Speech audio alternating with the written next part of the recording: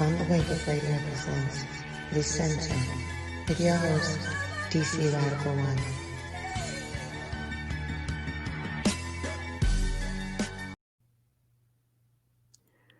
Greetings, Black family, and welcome to On the Wake Up Radio.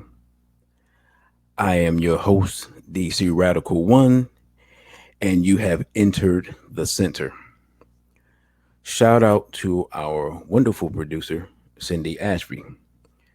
You can check us out at SoundCloud, YouTube, iTunes Podcast, Stitcher, Google Play, Spotify, and now iHeartRadio at On the Wake Up Radio. Again, I am your host, DC Radical One, and you can follow me on Instagram at dc.radical, the numeral one. That's dc.radical, the numeral one. Also, you can follow me on Twitter at DC underscore radical underscore ONE. That's at DC underscore radical underscore ONE. And even though I put this along the bottom of the screen on the live stream, I never actually announced this. But if you would like to donate to myself, and most of the funds actually go to Straight Black Pride programs, you can donate via Cash App at $ DC Radical One, all one word, no, and that's just DC Radical One after the $. So we have Sister Vanessa has joined us once again. Bibi Fahodier, Sister Lord Vale is here. Greetings, brother. And Sister Tiffany is here from the West Coast, I do believe. Greetings to you, sister. So before I get into today's discussion, which is Black Families Matter, I'm going to make a handful of announcements. Straight Black Pride to Sister Misty has joined us. And as people filter in, I'll get into the main content after these announcements. So I want to give people a chance to join us. First and foremost, yesterday, Brother Irritated Genie from Straight Black Pride. Oh, sister says she's on the East Coast. Okay, sister, greetings to you. I'm on the East Coast as well.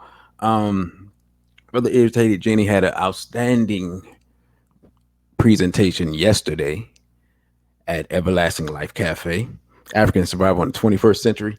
And I must say that I was surprised by the volume of information that he presented.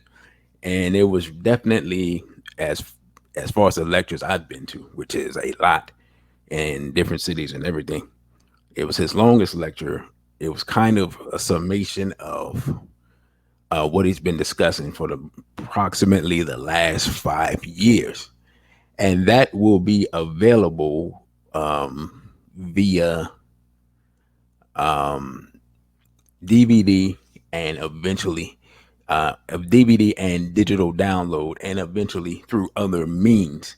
And if you're not familiar with the brother's work as far as dealing with sexual abuse in the Black community, the feminization of the Black male, and other and some other topics, but those are the two things that he's known for.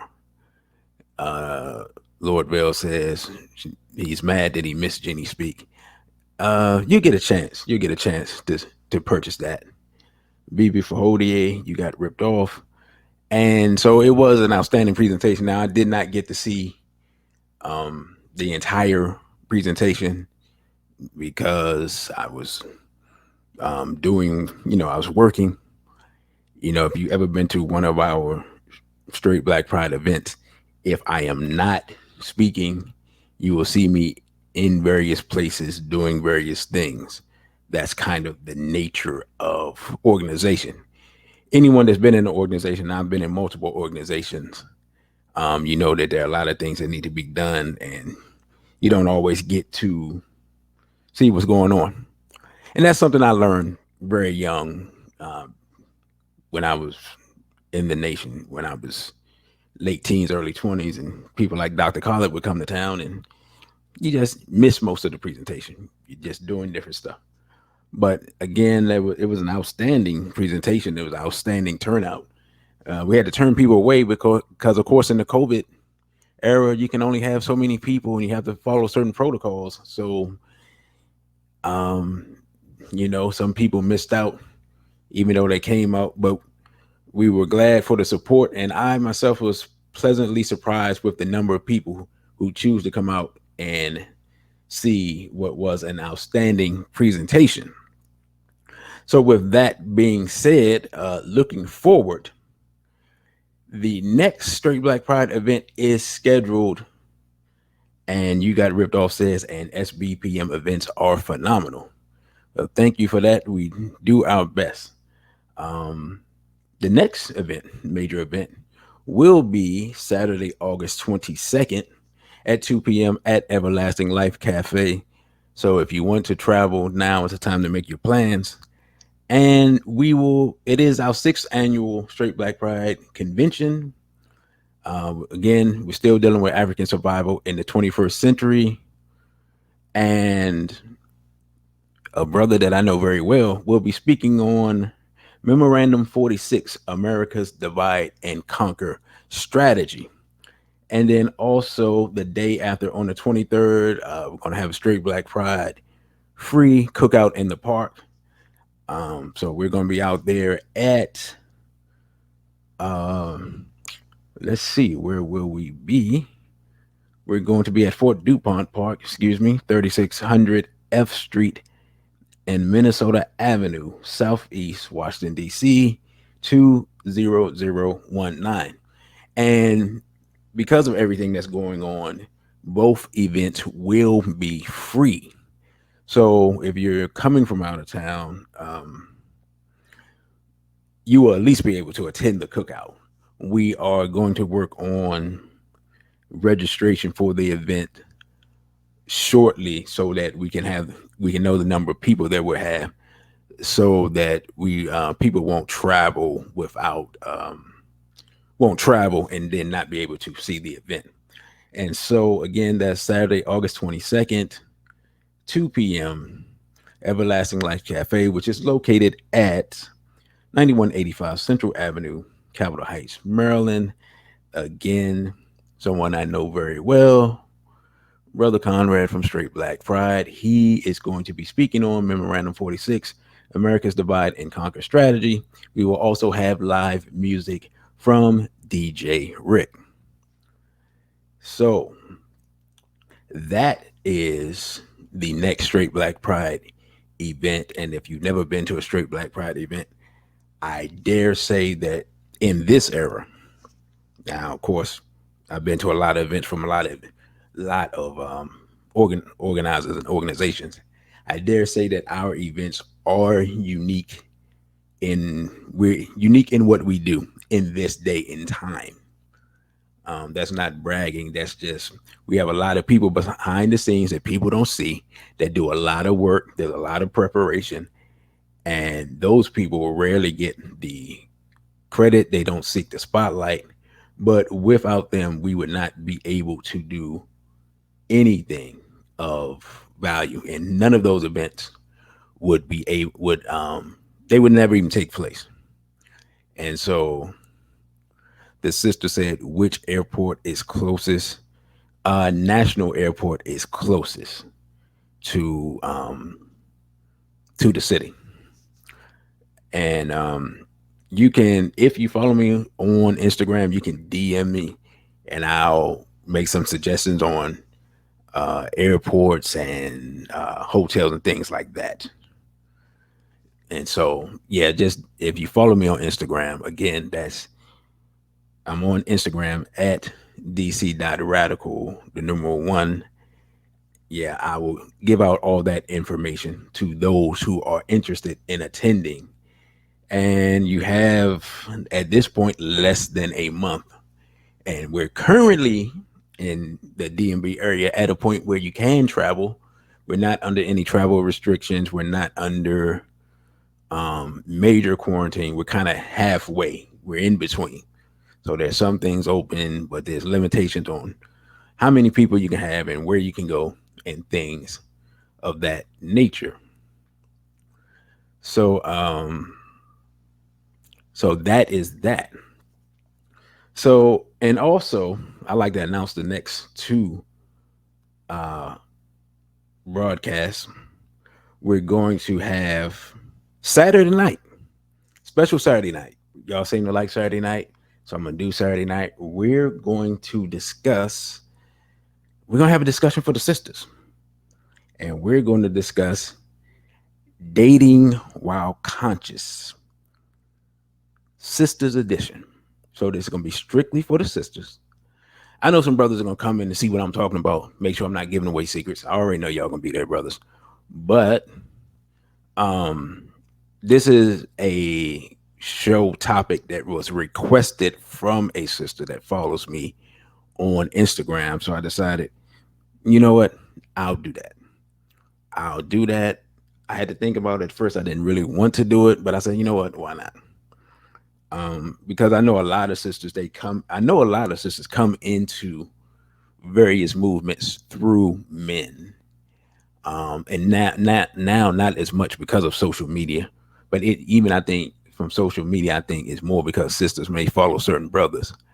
And so I just thought that I would give some guidelines for sisters and some things to look out for and some advice from a brother that has been, in various movements for a quarter century, since I was, like I said, since I was a teenager. And there's a lot of things that no one ever discusses. We have a lot of discussions for women on various things and various types of women. But as far as I know, with possibly the exception of one person who probably has done it publicly at a speaking event, speaking engagement, or whatever. But I don't think very many people, men or women, really discuss with sisters what they should be doing, what they should be looking out for with a man that says he's conscious, what, um, how to vet a man as far as how serious he is, what a sister that's interested in that type of man, what she should be doing, how she should be presenting herself. So these are all the types of things that we'll be discussing, and that'll be Saturday night, 8 o'clock p.m. Again here via On the Wake Up Radio, live streamed via YouTube. And then the next day, on the 2nd of August, we're going to have a discussion. Black Americans, no, excuse me, Africans don't like Black Americans, with um, question marks. And we're going to have a special guest, Brother Crazy, the Iwa from Instagram. And we're going to have that discussion on the 2nd at 2 p.m. So, with that being said, and Lord Bell says, how much are the tickets? How much are the tickets for the convention? The convention is free this year, if that's the question. The convention is free this year. His sister said, I definitely plan to be in attendance for this discussion. Some of these dudes are a trip. And yeah, and I think one of the things that happens, BB40A, Philly E-Babe, one of the things that happens is that sisters don't, and this was funny, and I'm going to eventually get to the actual topic, but this is kind of part of the topic in a way. One of the things that happens is that, and then this is, if you look at it, not just in conscious areas or circles or social circles or whatever, one of the things that happens is that sisters don't have brothers that they can trust to give them advice in regards to relationships, and then sisters don't take the information anyway. So, for example, when our families were together, a sister would have 2 or 3 brothers, some uncles, some older cousins, all these people, and you be interested in a brother or whatever, and y'all go out and do whatever you do, and then you bring them around, and then of course, all your whole family they vet him, and the brothers take the brother because I know because I've been on the other end of it. Take the brother off. Y'all talk and talk about sports or whatever things that to make the person comfortable, and they kind of gauge and get a feel for him or whatever, and then they may say just casually to the sister later on, yeah, yeah, I kind of like that dude, or yeah, I don't know about cuz, in essence. And women now, and I'm gonna be honest, I know why y'all don't do it. Y'all don't do it because you know you're making a bad decision. So you won't bring that man around because you know you're making a bad decision. But you want the excuse to say, I didn't know he was like that. Because a lot of you all, if you brought these gentlemen around your brothers and cousins and things like that, they would tell you, get that guy out of here. But I'm gonna save that discussion for next week, or well, for Saturday night. Not gonna get into that. It's kind of part of this discussion because we're talking about Black Families Matter. Greetings, 777-9311. Um, but yeah, mate selection is a major part of Black family. And it's a discussion that I've realized women do not like to have because this is and I'm going to repeat this Saturday, but let's start here. Let's start here. Start with mate selection, right? I had this discussion with a sister that became an argument with a sister that is very knowledgeable, have a lot of respect for. And I said, we were talking, I said, well, and I said, well, sisters have the responsibility of who they would mate with. They make the choice. And she kind of looked at me and was like, no, I don't agree with that, so forth, so on. Now, how many sisters, because I think we got about a handful of sisters here. How many sisters disagree with that statement that sisters make the choice in as far as between men and women? And I'll wait and discuss why I say that.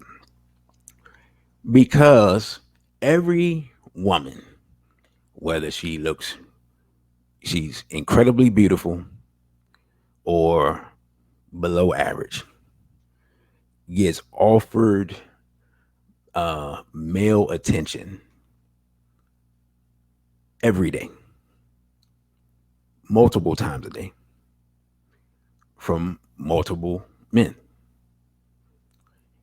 In order for that to not happen, you have to tell me that I never get looked at or approached. I know as a Black man that's a lie. I know it's a lie because I know Black men. I've literally seen Black men try to holler at every single woman that walk past, to the point that it's literally laughable. You're literally looking there laughing like, so you're just going to go for the low batting average approach. It's like, I only need 1%. If I holler at 50 women today and 50 tomorrow, that's one woman I can get. And so let's see, Sister Misty, Sister Tiffany. I thought I saw somebody else that said they agree, but okay, we generally have agreed. And so my point with that is, there's an African proverb that says, in essence, the woman chases a man until she catches him. What does that proverb mean? It means that a man can pursue a woman, but unless she is amenable to that pursuit, then the pursuit is not really, I mean, in essence, the woman chooses whether or not that pursuit is successful. Now, of course, different types of women get different levels of men pursuing them. Um, and then it's up to the woman to choose who to engage with and who not to. So that's what I mean when I say that women make the choices. Now, on the other hand, where women make the choices of who has access to, their body and things like that, men make the choice on who gets married. And so the dynamic switches in that case. Because even though I've seen women, we're to the point now where women are asking, getting on one knee. I've seen this a couple of times all of a sudden, getting on one knee and asking the man to marry them. Even in that sense, the man is still the one that is the arbiter of whether or not marriage occurs. So whether the man asked the woman or the woman asked the man is the determiner of marriage, but the woman is the determiner of sexual access and relationships. So even within that, there's a balance. But as men, we'll look at it one way, women look at it another way, and then we start having disagreements. Let's see. You got ripped off says, ironically enough, I chased some women in my dating years, but ultimately, my wife is the person that chased me. See, interestingly enough, yeah. So she was the determiner, and and so what that has to do with marriage is that sister said that's the effects of feminism and rolled her eyes. Well, I think sister, you might have missed the feminism show, but yeah, we kind of touched on that to a degree. But I want to talk about some demographic information that I looked up, and I wasn't able. Is one statistic that I could not find, which was very interesting. But one is two things that I found that were very interesting. Number one, when we talk about Black marriage matters, it this was interesting. It says that Black married households have 1/3 the poverty rate of all Black households. Now, the reason this is interesting is because there's a lot of discussion about poverty in the Black community, and we have these different programs, and sometimes the Democrats, I mean, they've thrown all types of programs at Black people over the last 50 years. And then the Republicans will say certain things, and they say they advocate this and that, and enterprise zones and empowerment zones and this and that. And everybody has all the politicians have so-called solution. And I remember one time I think he was a Black Republican, and I can't remember who it was, possibly Larry Elder, possibly years ago. And he was talking about the importance of marriage to, in essence, to economics. And sometimes because someone says something, you ignore it. But then I looked at this statistic and I thought to myself, I was like, he was on to something. And it makes perfect sense when you think about it. We don't even think about the economic benefit of marriage, right? I mean, and it's readily apparent and obvious, but we only look at it. We just don't. We don't talk about it. At least it's not something that's talked about in the public sphere. But for example, if you have a person, male or female, that makes $50,000, right? This person, they're not poor, but they're certainly not rich. They're not even middle class, right? That person is considered a household. That household is worth $50,000. If you have, let's say, a woman that makes $50,000 and she marries a man that makes $60,000, that household income is $110,000. Now, there are statistics that say that men who are married advance in their career more and make more money than men who are unmarried. And in fact, talking to some people and then hearing some people, I thought, how you look back on your life, you think about it, and you're like, you know what? I never really realized that within corporate circles, especially, A man who's unmarried is looked at as undisciplined, but no one says it publicly, and not really trustworthy to make certain decisions. And so you will face, it's an unspoken glass ceiling. Like, men of a certain age in the corporate environment are expected to be married. Their wife, of course, is expected to look and act a certain way, which is a whole nother discussion.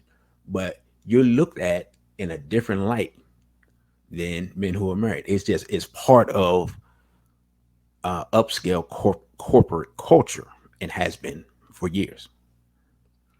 But there's an economic benefit not just in the combining of the two, uh, the house, two people's household into one, but even in the arena of a man advancing in his career, there's a benefit in it. But looking at these, some more of these statistics, it says that 52% of black men, over half of black men, have never been married, and I think they use the age of 16 and over. And you can find these statistics at blackdemographics.com, and this was as of 2017, I believe. And then it says 33% of black men are currently married. So one out of three, 10% are divorced. And then for women, it says 48% of black women have never been married. 26% are currently married, and 13% are divorced. So, in essence, one third of men and only one fourth of black women are married. And 85% of black men who are married to black women. And 93% of black women who are married to black men. Now, of course, this brings us to the off-sided discussion of black men who, and the brother says corporate culture or Yoruba culture. No, when I say corporate culture, even within um, black corporate culture, it's the same. Even within in middle class and upper middle class Black America, there is a there is an expectation of a man to be married. So um, if you're not a part of that and you don't know anyone's a part of that, it's not something that you even see. Like the um, the social the the distance in social classes in Black America is something we don't talk about.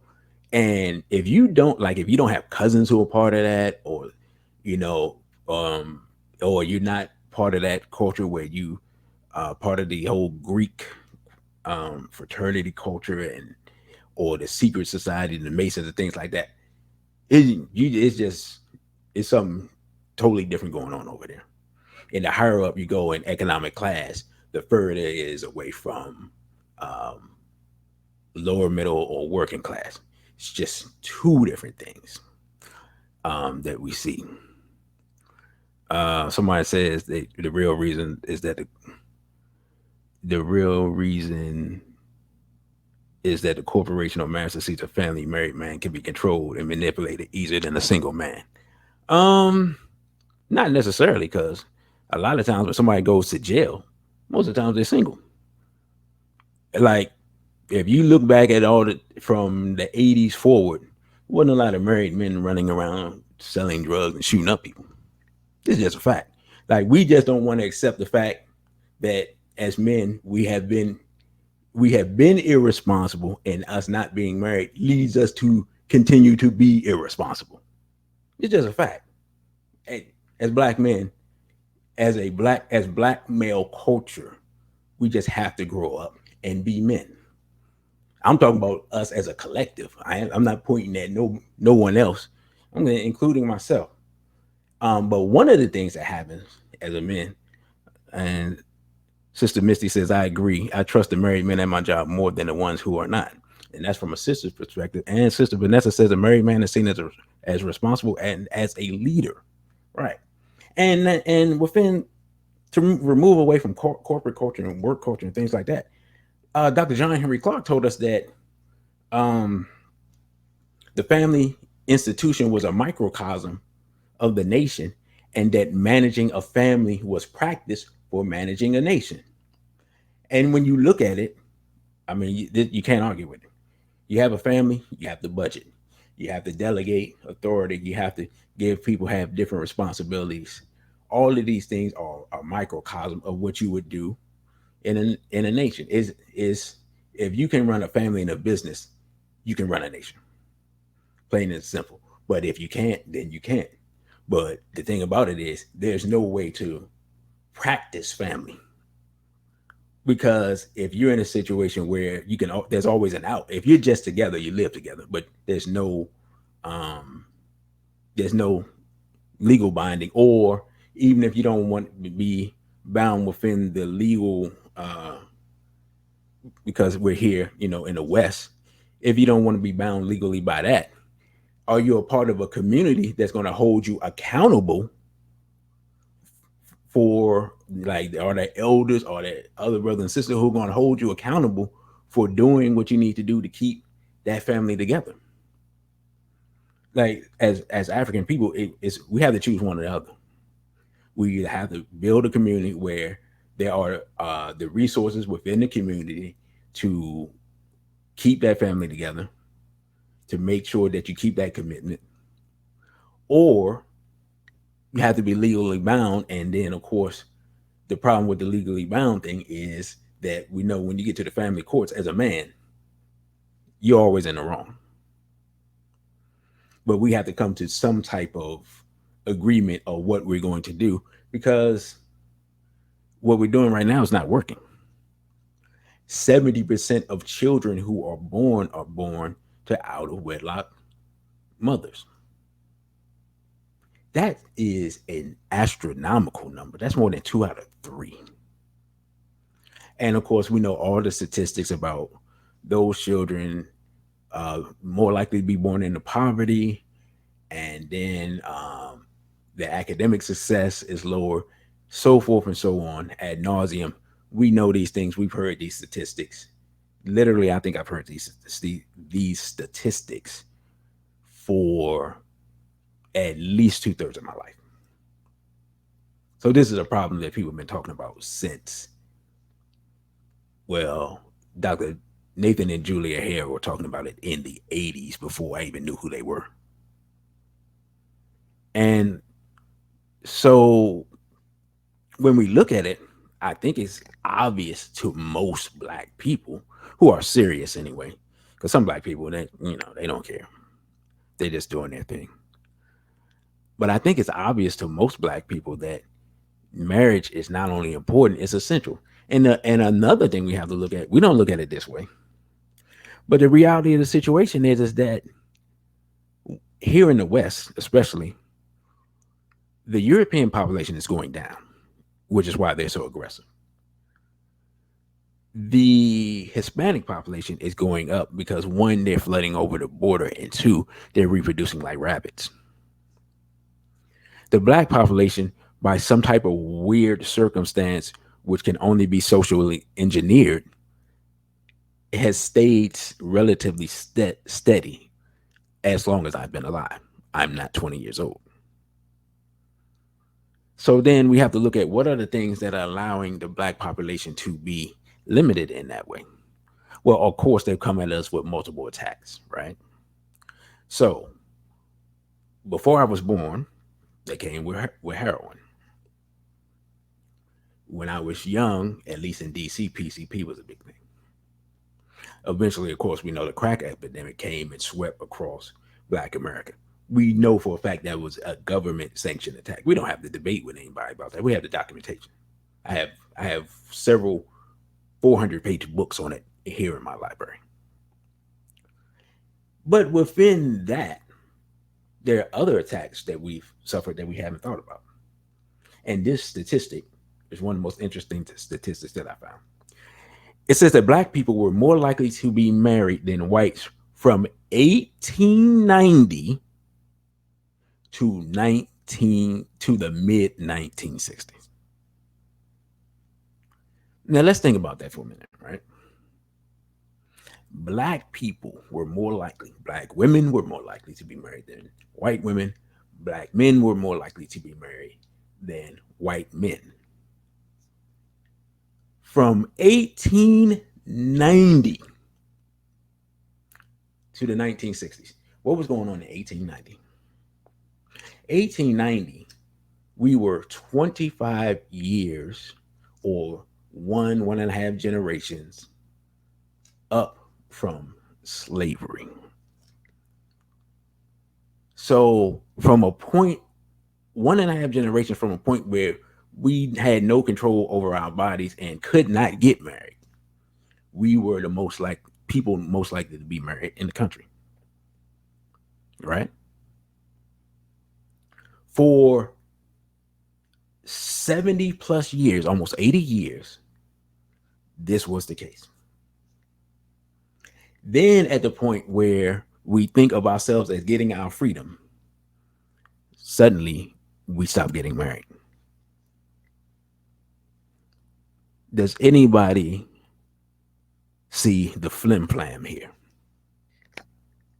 How is it that now that we are more educated, have more legal rights, more integrated, and all these things, make more money, all these things, is it that we can't keep our families together? And what does integration have to do with this fact? One thing that we don't talk about. Oh well, nah, actually, false.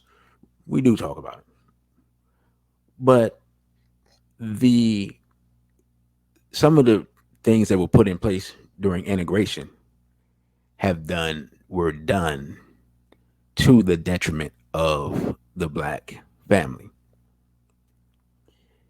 The original welfare bills that were passed that would allow women to have money per child, and the more children to have, the more money they could have, but they couldn't have a man in the house while they received that money, is a big part of the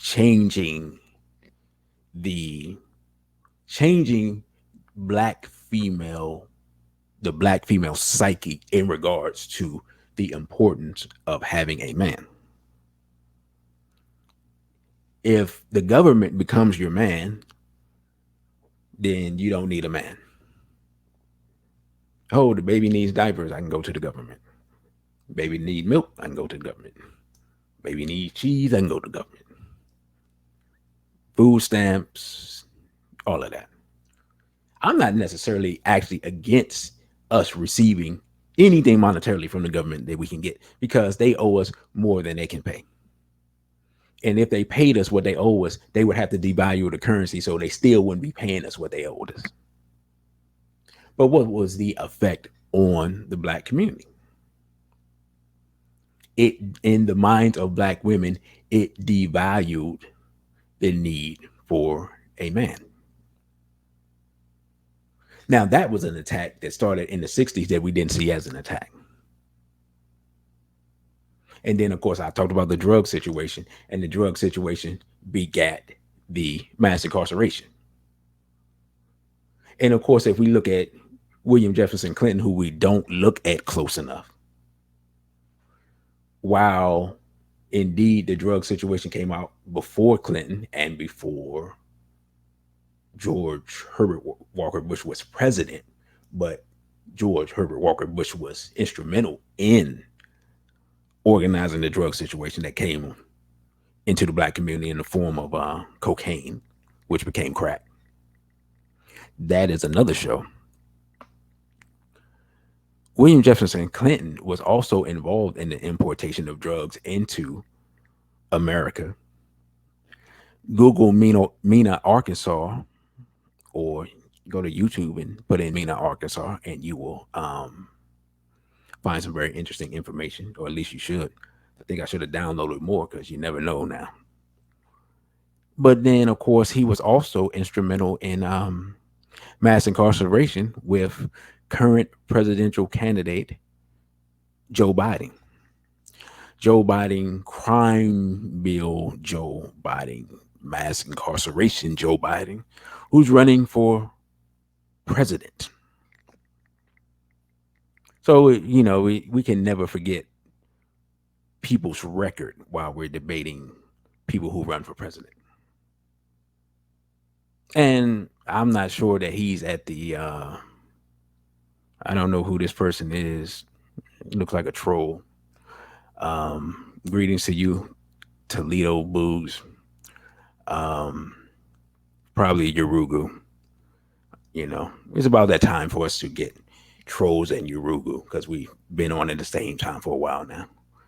But yeah, Joe Biden. I don't think we look at his record closely enough. Interestingly enough, and then we'll get back to the topic at hand. Joe Biden's son was, I believe, the attorney general in 2014 when black men were being lynched. And that's a story that a lot of people don't know about. Brother Irritated Jenny actually went up to Delaware to investigate at that time. And he got an interview with a brother who survived an attack by two European males. And so those are the Bidens. And of course, Bo Biden died from cancer. So good riddance to bad rubbish. One thing you'll understand about me is that I have absolutely no regard for the life of the enemies of black people at all. Nothing like what you're used to here. But getting back to the black family, with all that being said, with all the drugs, with all the mass incarceration, with all the, and I believe somebody, and I missed it, somebody talked about, okay, here we go. With the 60s ushered in interracial sexual access, homosexuality, feminism, and drugs. Right. Absolutely. But even with that, all of those things didn't really get ramped up into the greater black community until, I'll say, the 80s, and it kind of just built up from there. Because if you look at what I call strip club culture, if you were in the South in the 80s, you saw the beginnings of that. Like Atlanta's a place that had a big, and I guess still does actually, could kind of see strip clubs everywhere, had a big strip club culture. And now that strip club culture has morphed into homosexuality culture. And one of the things that I for years I never really thought about, but when you go the further down the European sexual rabbit hole you go, the further down it you are led.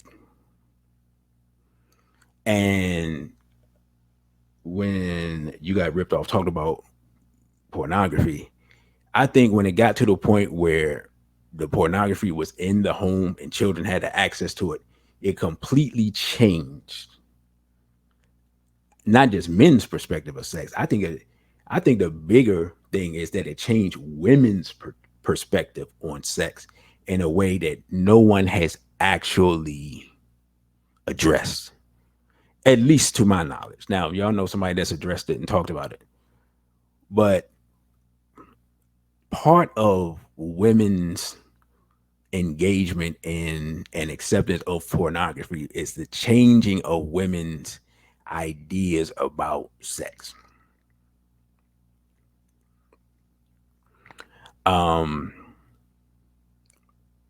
Not women, of course, have always enjoyed sex, or else none of us would be here.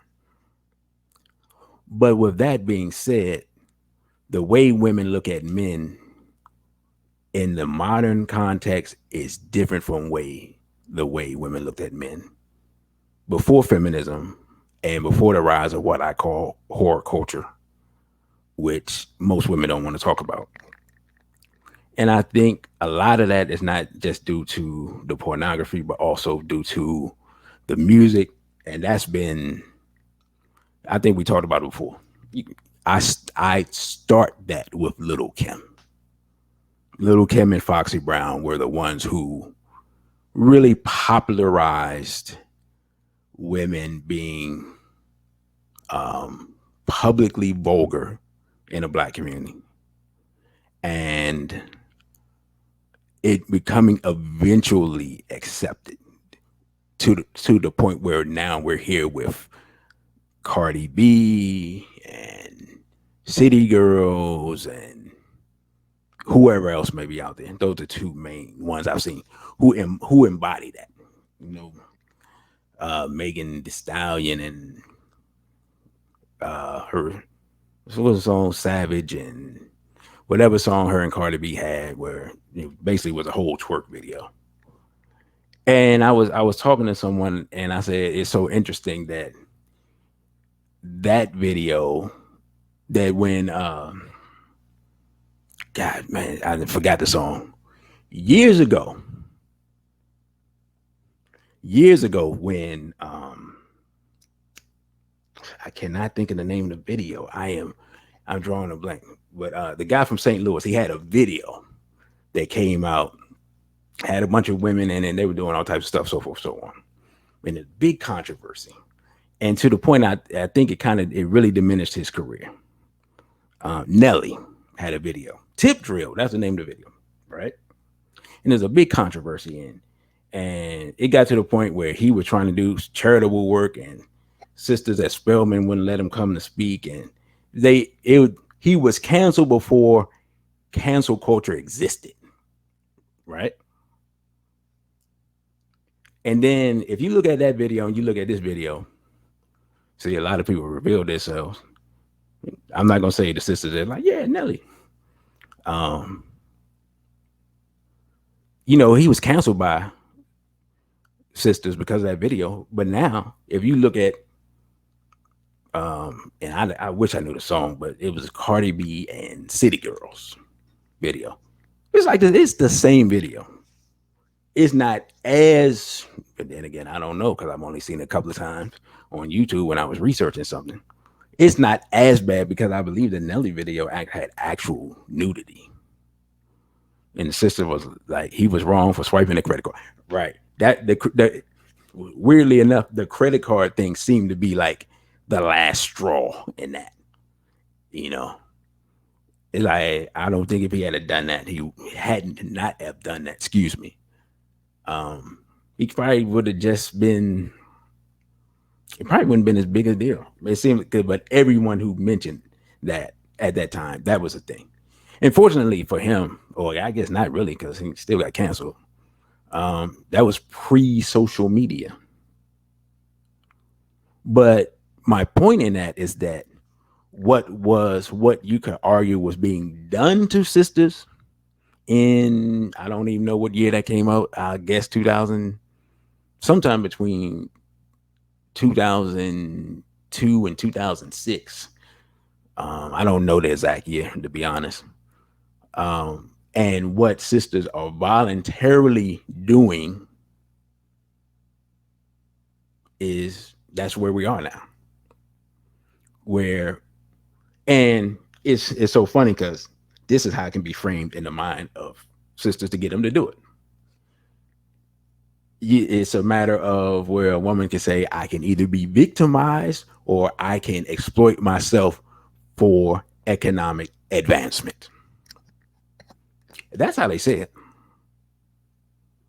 Cardi B has taken her life of trauma, which she refuses to recognize as trauma. And the sister said 0102. Okay, I didn't think it was that far back. And she has taken her life of trauma and monetized it. Yeah, I remember BET Uncut. And I'm sure everybody has this story, but BET was Uncut was the thing where you would go out, have your fun party, whatever, and you come home, at least if you're a man, and sometimes you come home with your boys, y'all might just sleep off whatever was happening, and you turn that on, and you laugh and joke and maybe eat or something, and then next thing you know, gospel music's coming on.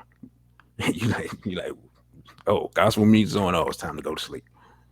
That's what I remember about BET Uncut. That one minute it was on, next minute gospel music was on.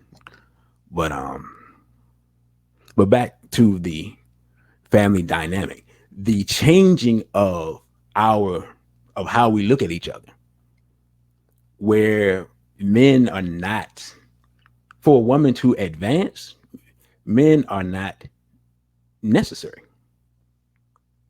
in reality to a certain degree. Many sisters make more than brothers. Many sisters who make more than brothers will not date men that make less than them. Sisters, y'all chime in whether or not that's true or false. If a sister has advanced economically to a certain level and she will not date a man that makes less than her, she's limiting her economic pool. Then those sisters get into a point where they want somebody who's more economically advanced than them. And what you'll always hear sisters talk about, well, not always, but what you hear a lot of sisters talk about is what, when like, let's say they're talking about what they have to offer, right? Women will start talking about their degrees, their economic accomplishments, and things of that nature. This has traditionally been a male argument to women. Now, women are offering that as an argument for their suitability for marriage to men. What is a man? What is a man looking for? What is a man looking for in a wife? A man is not looking for a woman's money, because if a marriage, especially a marriage minded man, if he's marriage minded, he at least has some modicum of economic stability. He at least has a job. He at least has a place to live. He at least has access to transportation. He has some ability to cook his own food and wash his own clothes. So, what women now, in this part of the masculinization, which I'm gonna have to talk about, I'm gonna have to do a whole show on that. Women are offering masculine traits to marriage minded men and wondering why the men do not, are not interested in that. And sister says, sadly, we don't have a purpose when looking for our compliments. Absolutely. And so then sisters get confused because they're like, well, I have this, I have this, I have this. But a man's not interested in that, because a man is interested. And I saw somebody talk about the myth of the black power couple. It's a very interesting perspective.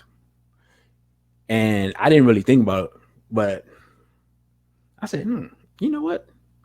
Maybe more sisters are interested in this idea than I know. So I said, I'm gonna have to ask sisters, and haven't got around to it. But when we look at marriage as men and we look at marriage as women, we look at it two different ways. And we're not, as men, we're never, unless you're on that economic track, no one touts the benefits of marriage to men. Not your mother, not your father, not no one touts the benefits of marriage to men unless you're on a certain economic track. And even if you're on a certain economic track, a certain percentage of it is taught that is what you need to do, not how it benefits you, right? But what you need to do. So how can we expect men to get married if no one ever tells us that there's any benefit in it? You're more likely for somebody to tell you the benefits of going to the gym than to tell you about the benefits of marriage. Even within, even within um and someone says old school folks did. Well, I put it like this: I never heard it. Not from older men that said these are the benefits. You should get married because it was more like you should get married because it's the right thing to do. Not you should get married because of what you can get, right? Like if you go to buy a new car, if you go to buy a new car, they're gonna tell you about all the features of the car. They're gonna tell you about the engine, fuel capacity, um, all the perks and the different packages you can get. For this amount you can get this, but for $4,000 more you can get this and this added to it. And they're gonna run through all these scenarios, and then they're gonna even give you a comparison to if you're looking at two different cars, they're gonna give you a comparison between that. You go to get married as a man, you're gonna get. Are you sure you want to do that? That that's literally discussion. Are you sure you want to do that? Like we, how you expect other people to look? It's just say all the specs. Yeah, you get all the specs of the car, all of them. You know, V6, V8, all that good stuff, horsepower, all that.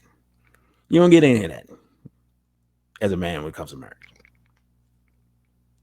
I My personal experience when I sit around other brothers who have been married or are married, very I mean I can't think of the last conversation I had where brothers talked about the benefits of marriage.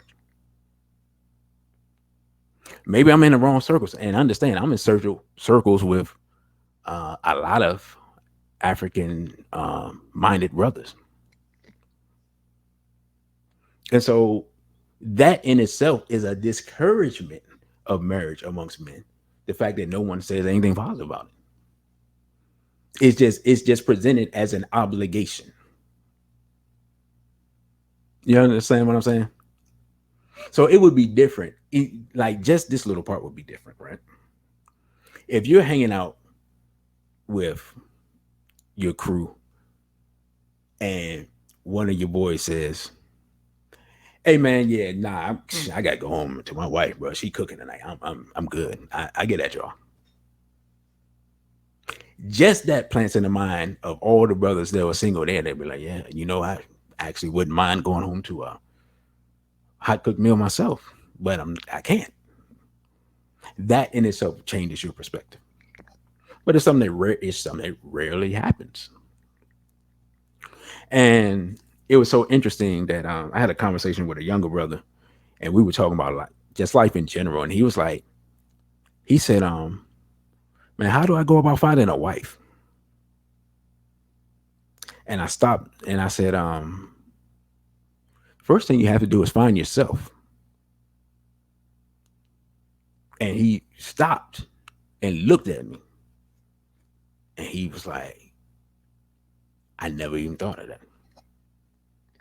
Yeah, as a man, you should have a purpose, and you should be working on your purpose. We Ideally, this is how we would raise our boys, and then they would be ready.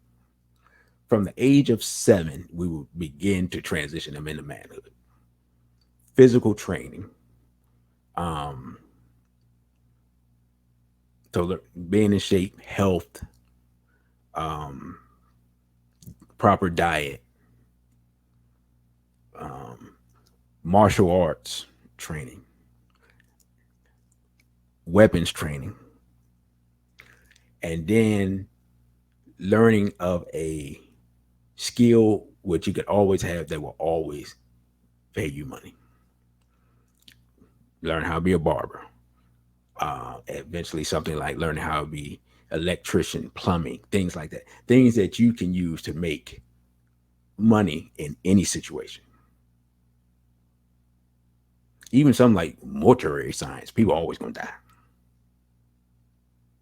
And then the academic aspect where you can go either of those tracks or take and combine those tracks where you can take business administration and you're a plumber.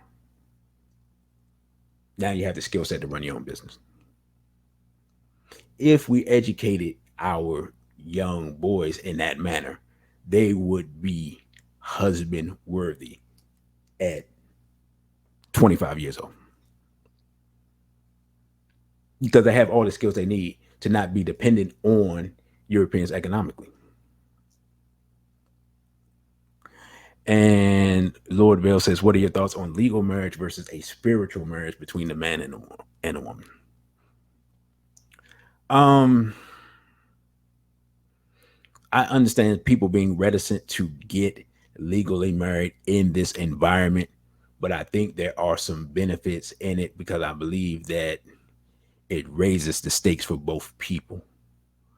And I just believe that if you are if you're going to engage in legal marriage as a man, I would recommend a prenuptial agreement even if you don't have any money. Whether that just for that prenuptial agreement to protect your access to your children, if nothing else.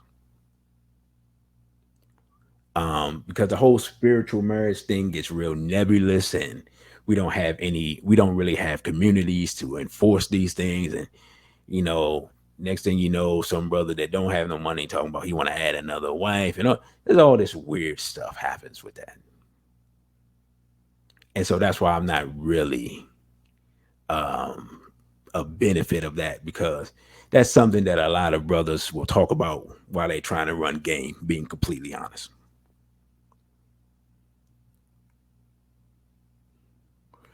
Um, Sister said too many of them are still playing to focus on the benefits of marriage. What's the point of ruining the woman and complaining about she's not marriage material? Well, again, for me, that that is for the sisters to, and we like I said, we'll talk about more of that Saturday. Sisters have to qualify men for access to them. And I know nobody tells sisters that, and sisters don't want to hear it, but it's just a reality of the situation. What is the man when you see when a man approaches you and you if you go beyond, if you just go beyond not just completely ignoring him, what is he doing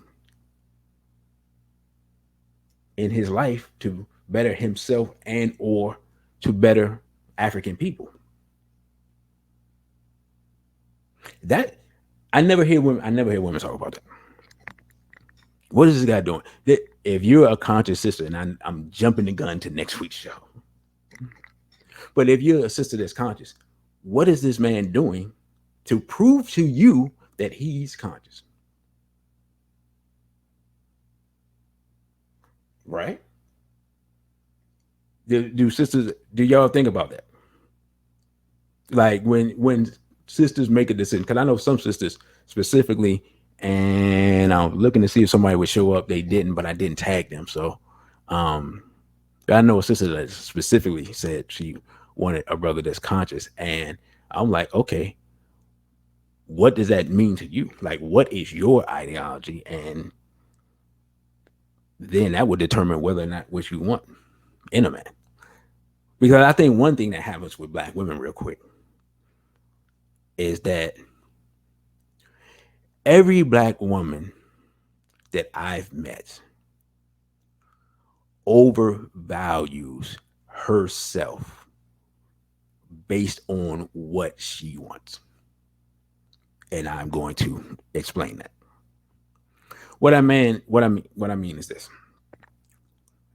And it's probably not just black women. I've heard people say it's not just black women. I don't actually care about other females. Like if we removed all them from the planet along with their mates, we'd be better off. But that's another discussion. So I don't care what they do. But most black women, if you talk to them long enough, want the best black men. And they tend to want some type of mythical, idealized person that does not exist. Y'all gonna like what I mean. So let's say a sister is conscious. She wants Idris Malcolm X. No such person exists. There's no Idris Malcolm X. But that's what you ask sisters what they want in a man. That's literally what they describe. I want I want Idris Malcolm X DMX. You're like, what? They want a guy with Malcolm X's intelligence and Idris Elba's looks and DMX's demeanor. And you just looking at them like, okay, good luck with that. Or you want a sister that's like, she wants Dr. Khaled that's a millionaire. And, and you're like, Dr. Khaled that's a millionaire. How's Dr. Khaled going to be a millionaire when he's ostracized by society because he's too black? What's going on? That guy doesn't exist. And then we wonder why we can't get conscious sisters to date conscious brothers because they're looking for people that don't exist. And sometimes I just laugh. Okay. Like we have singles mixers. And sometimes we have singles mixers. And I look at some of the brothers, I'm like, okay. Yeah, that's not the best brothers we can get. I know we can get better than this. But sometimes we have brothers and it's just like, sisters look at them like chopped meat. I'm like, wow, we ain't got nothing better than this. That's all we got. And the sister said women and men need to be really honest with themselves about what they want versus what they need. Yeah. The sister said men do this as well. Yes, I mean some, but I don't see it as much. I mean, every now and then you get, and when I do the thing for the brothers, every now and then you'll get brothers that want like, and I don't even know who's like considered an icon nowadays. Because I don't think any of these celebrities are particularly that attractive. But yeah, occasionally you meet a brother that wants like Beyonce Betty Shabazz. And it's like, bruh, what? What are you talking about? But the thing is, at least for me, this sister says, let me see this. She says, what about an African-centered plant-based eating man who has taken the initiative to commit himself to the healing and liberation of African people through his gifts and skills? Oh, you can find those. There's plenty of those running around, sister. Now, another thing, and this has turned into a preview of next week's show. Another thing is that happens because this is one thing about male and female nature that is how can I put it? In this society, is made worse. Male value goes up in age because as men get older, they're usually able to accumulate more resources. And female nature goes down in age because unfortunately, as women get older, especially in our community, they accumulate more trauma. And Sister Missy says brothers want Cyrock Sister Soldier. Yeah, brothers do want Cyrock Sister Soldier. Yes, that's absolutely true. That's what they want. I don't know if, for those who are familiar with Cyrock, she's a conscious rapper that's from DC. And yeah.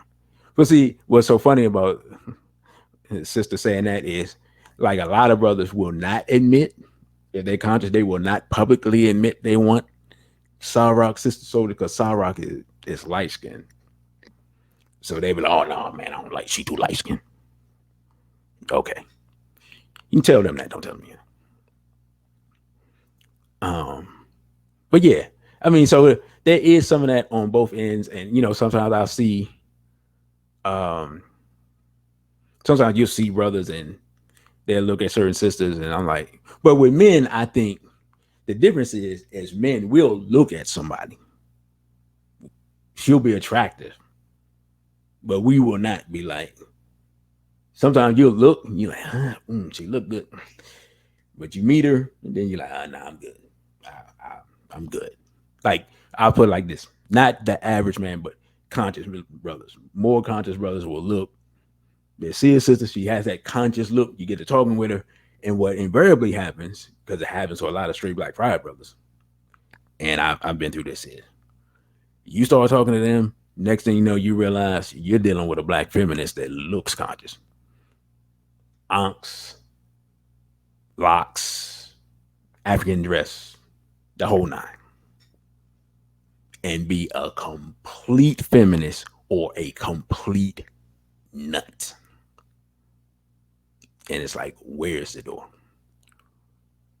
I wish Blue Jersey, I wish Blue Jersey Devil was here, because he has a story. He actually met somebody at our event, and like it was a sister, like every brother was looking at, like, oh. And then he had a conversation with her, and he told me the conversation. It's like, wow. And that's all I'll say on that. It's just like, wow. It's like, really? You know. So everybody that comes to a straight black pride event is not necessarily with the program. You know, learn that. But yeah, as a community overall, not just conscious people, but as those who are conscious, of those who are African centered, we should be leading the way on marriage, and not leading the way on talking about it, but in the way of leading the way in doing it. The brother said this isn't the mentality, the thing which has led to sisters to cosmetic surgery, so forth, so on. Can you clarify that comment? Because it looks like I got the second half of that comment. So I feel like I missed something. I must have missed something earlier. Um, and that's a whole. I don't even worry about those types of things, because for us who claim to be African centered and or have some type of knowledge, as a man, well, I'll talk about it a little bit. As a man, if you're interested in that total fake looking woman, you need to check your manhood, because that's part of what I call the tranny uniform. As a man who is supposed to have some type of knowledge, the tranny uniform shouldn't be attractive. As a man who's in his masculinity, the tranny little uniform should not be attractive. You say, what is the tranny uniform? The tranny uniform is a pound of makeup to make a person look like another person. I've seen instances, not just with sisters, but in general, because now the whole makeup thing is a culture within itself. I've seen people literally change their identity with makeup. I mean, it's the most amazing. Like, it's the most amazing. They could wear makeup and take it off. They could rob a bank with that makeup on, go around the corner, take it off, and walk past the police. That's what I've seen people do with makeup. I could not believe it. So that if you're a black man, you're truly conscious. Like, okay, I just say it for me, because I grew up in a certain era. I never really saw my mother wear makeup. So when sisters, we talk and they don't, there's like sometimes that conversation will come on. They're like, "Why are you so adamant against makeup?" I never really saw my mother wear makeup except on rare occasions. And what that was is nothing like what's going on now. It barely even qualifies. Between that, the fake hair, the now fake eyes, skin bleaching, it goes on and on and on. And it's so weird to me, because I can't. Maybe I wasn't paying attention. I can't pinpoint when it got to this point.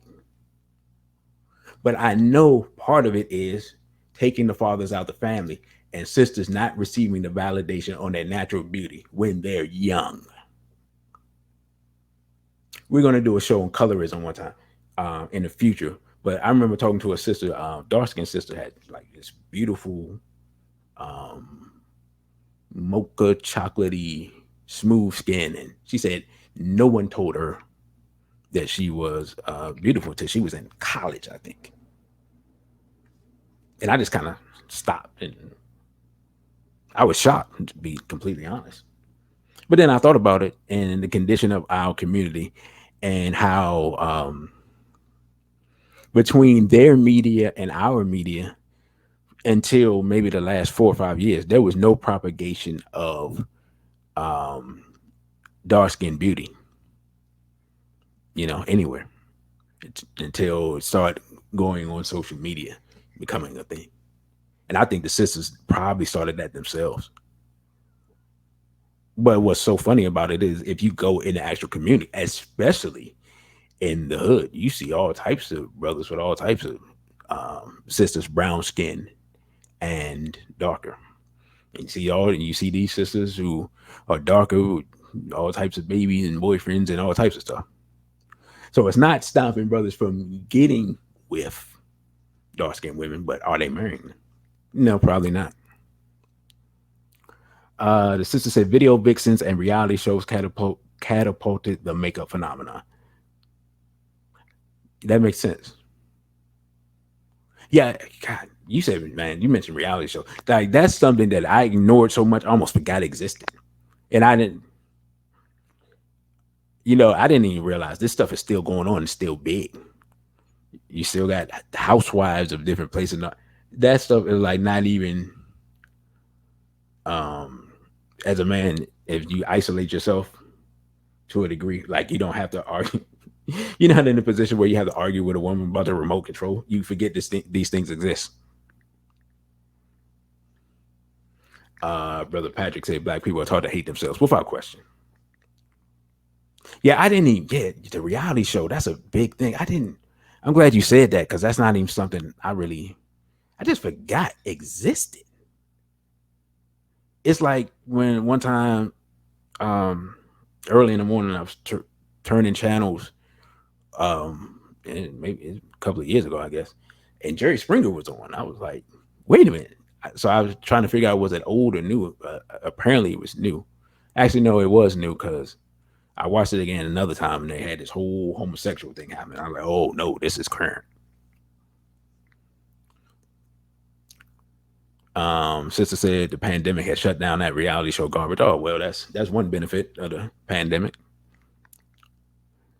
And but getting back to the black marriage thing, that's interesting because when you talk about the reality shows, as far as I know, they show dysfunction, and a lot of times those people are married. So that in and of itself may be subconsciously um, discouraging sisters from getting married. It's not even something I even thought about, but yeah, between that and Tyler Perry showing, just showing men, and you know what? Yeah, let's delve into how the media feeds black women culture because I don't even think about it. Well, yeah, sister, you're right. Between the reality shows and Tyler Perry, why would any black woman want to get married if you're looking at that? And you see the dysfunction in black male female relationships, and then if you're around other women who aren't married, you don't, as a woman, you don't see any benefit to getting married.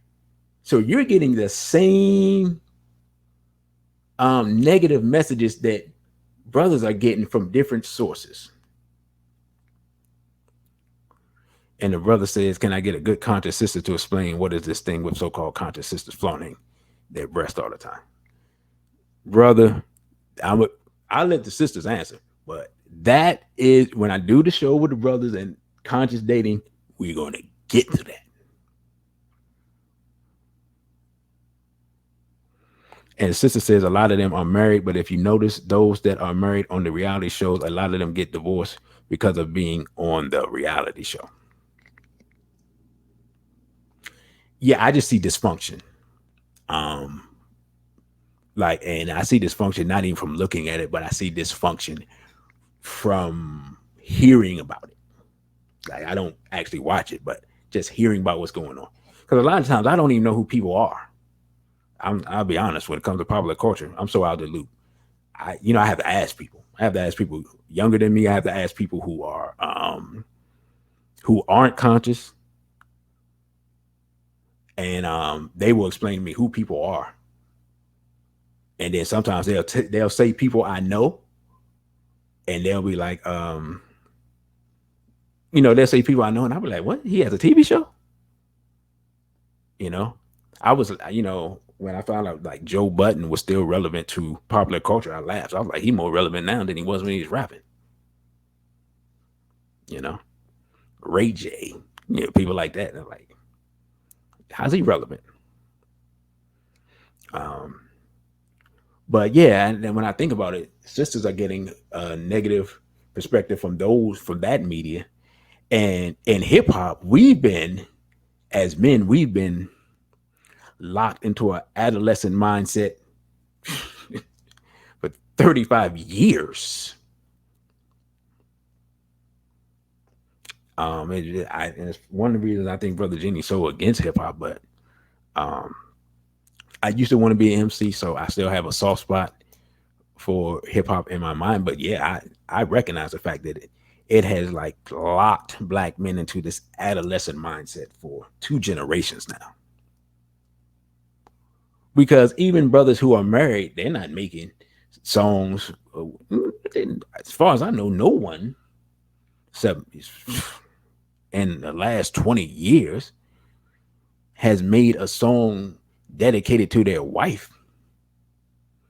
Ice Cube been married for I don't know how long, 30 years.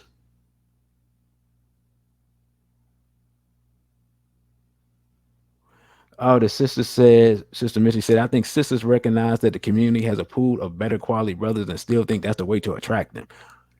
Wow, that is that makes sense. That makes sense. Brother, I think that's the answer to your question right there. Because um I'm just be completely honest here. What I've noticed is just talking about the community. The community attracts different types of women, but the community, the quote unquote conscious community, expect because sisters know that brothers at least are trying to have a modicum of respect for black women and to uphold value of black women. Sisters who are damaged come here looking to be healed by men, but they bring the same um not the same attitude, but they bring that outside culture and that way of acting to the community. Am I saying that clearly? Like, do y'all understand what I'm saying? Because I feel like I'm not explaining that. So, for example, right, you take a sister, she was out in the street. Um, she may have been, she may even, I've seen this. She may have been a stripper,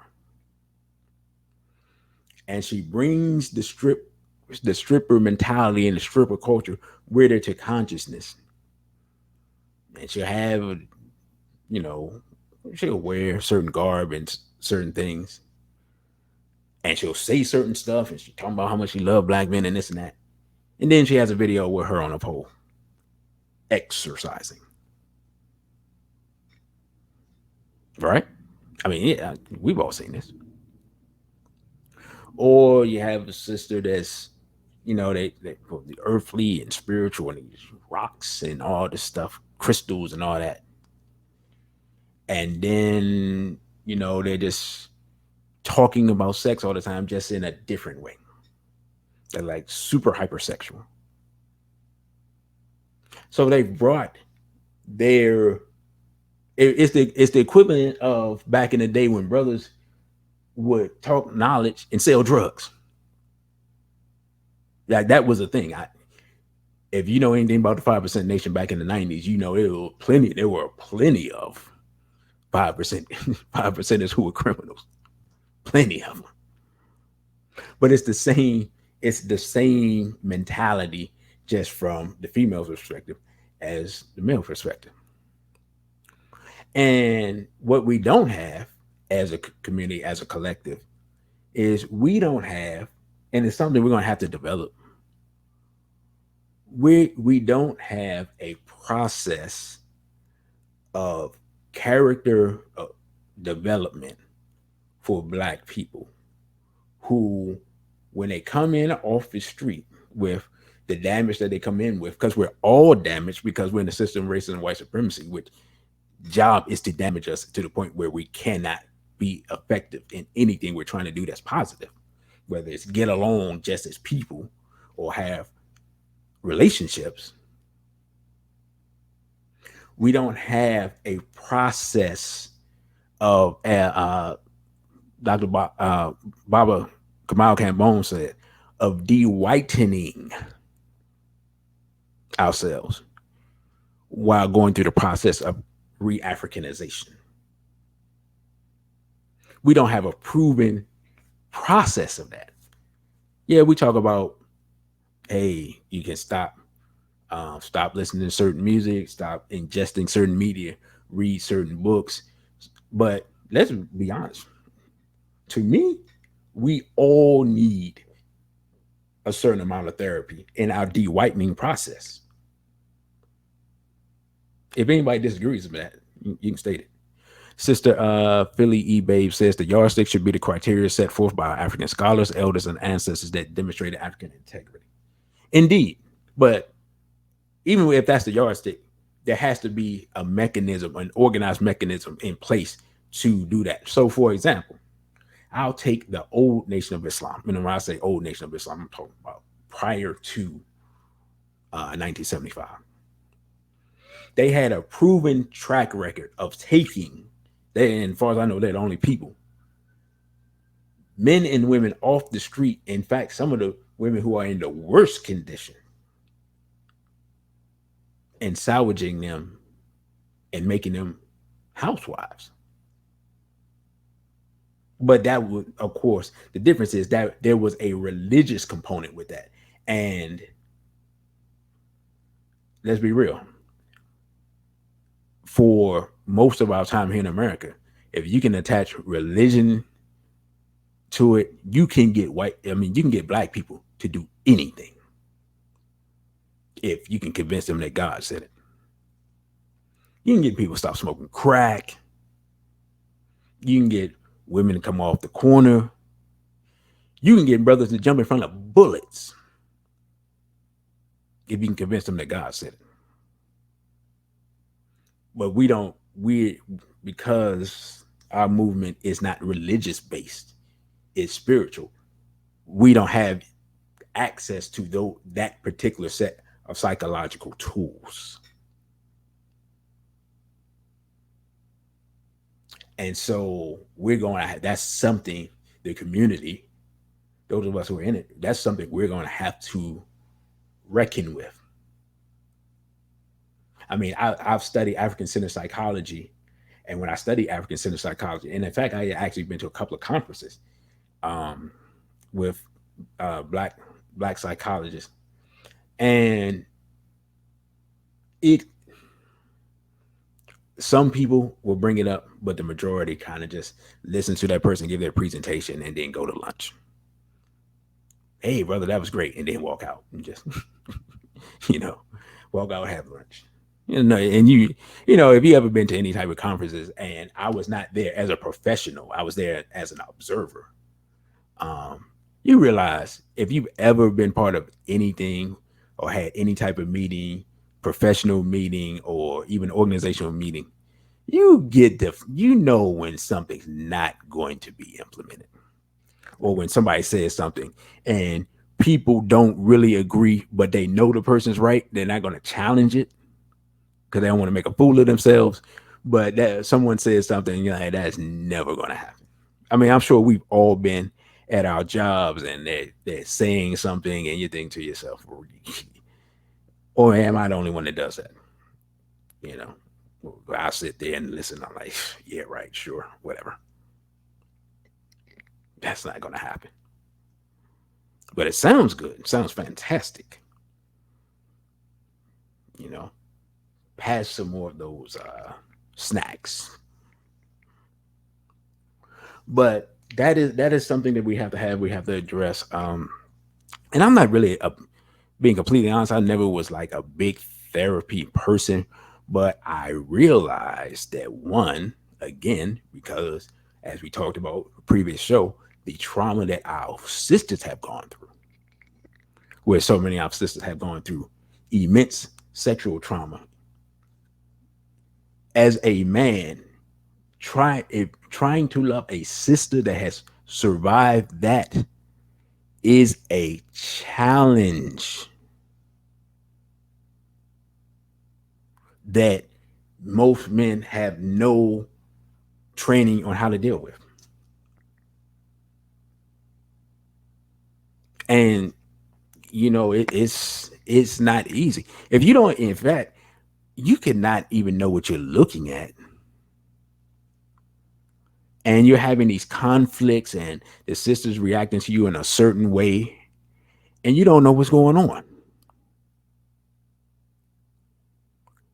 And someone said we should replicate what the nation did without the religious piece. Um, I believe, and I was not in that iteration of the nation, so I can't speak to it fully. Um, but the religious piece of the nation is a large part of why you can get people to do certain things. Like I've seen brothers run towards a gun unarmed and disarm a person and beat him senseless while yelling Allahu Akbar. It's a lot easier to convince somebody when God is with them to run towards a gun than or in a burning building than without.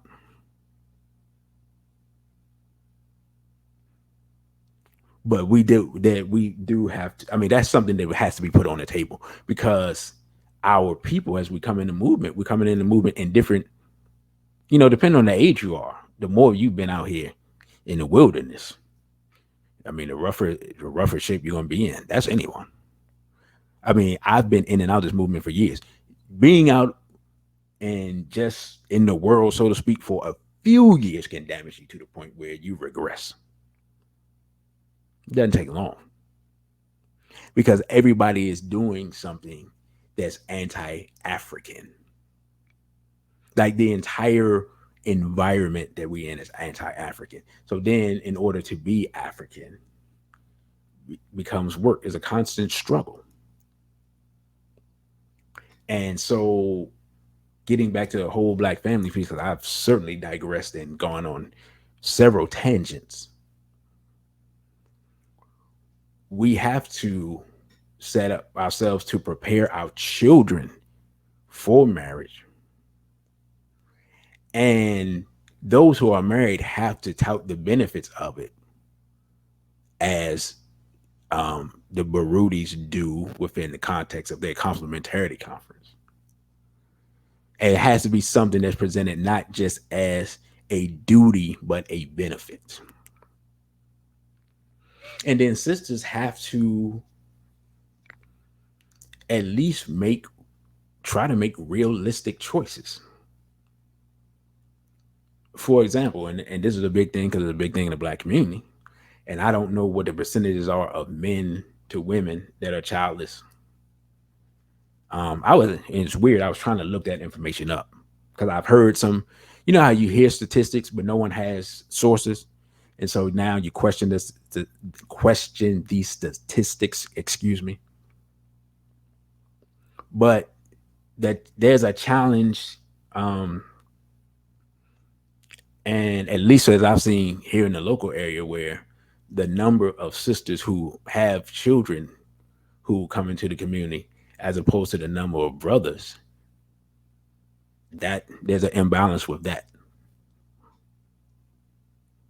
And so sisters will want sisters will come in, might have 3 children, and want like the brother that's the leader of something to take on that responsibility. You know, I'll be honest, I'm not sure if that's realistic.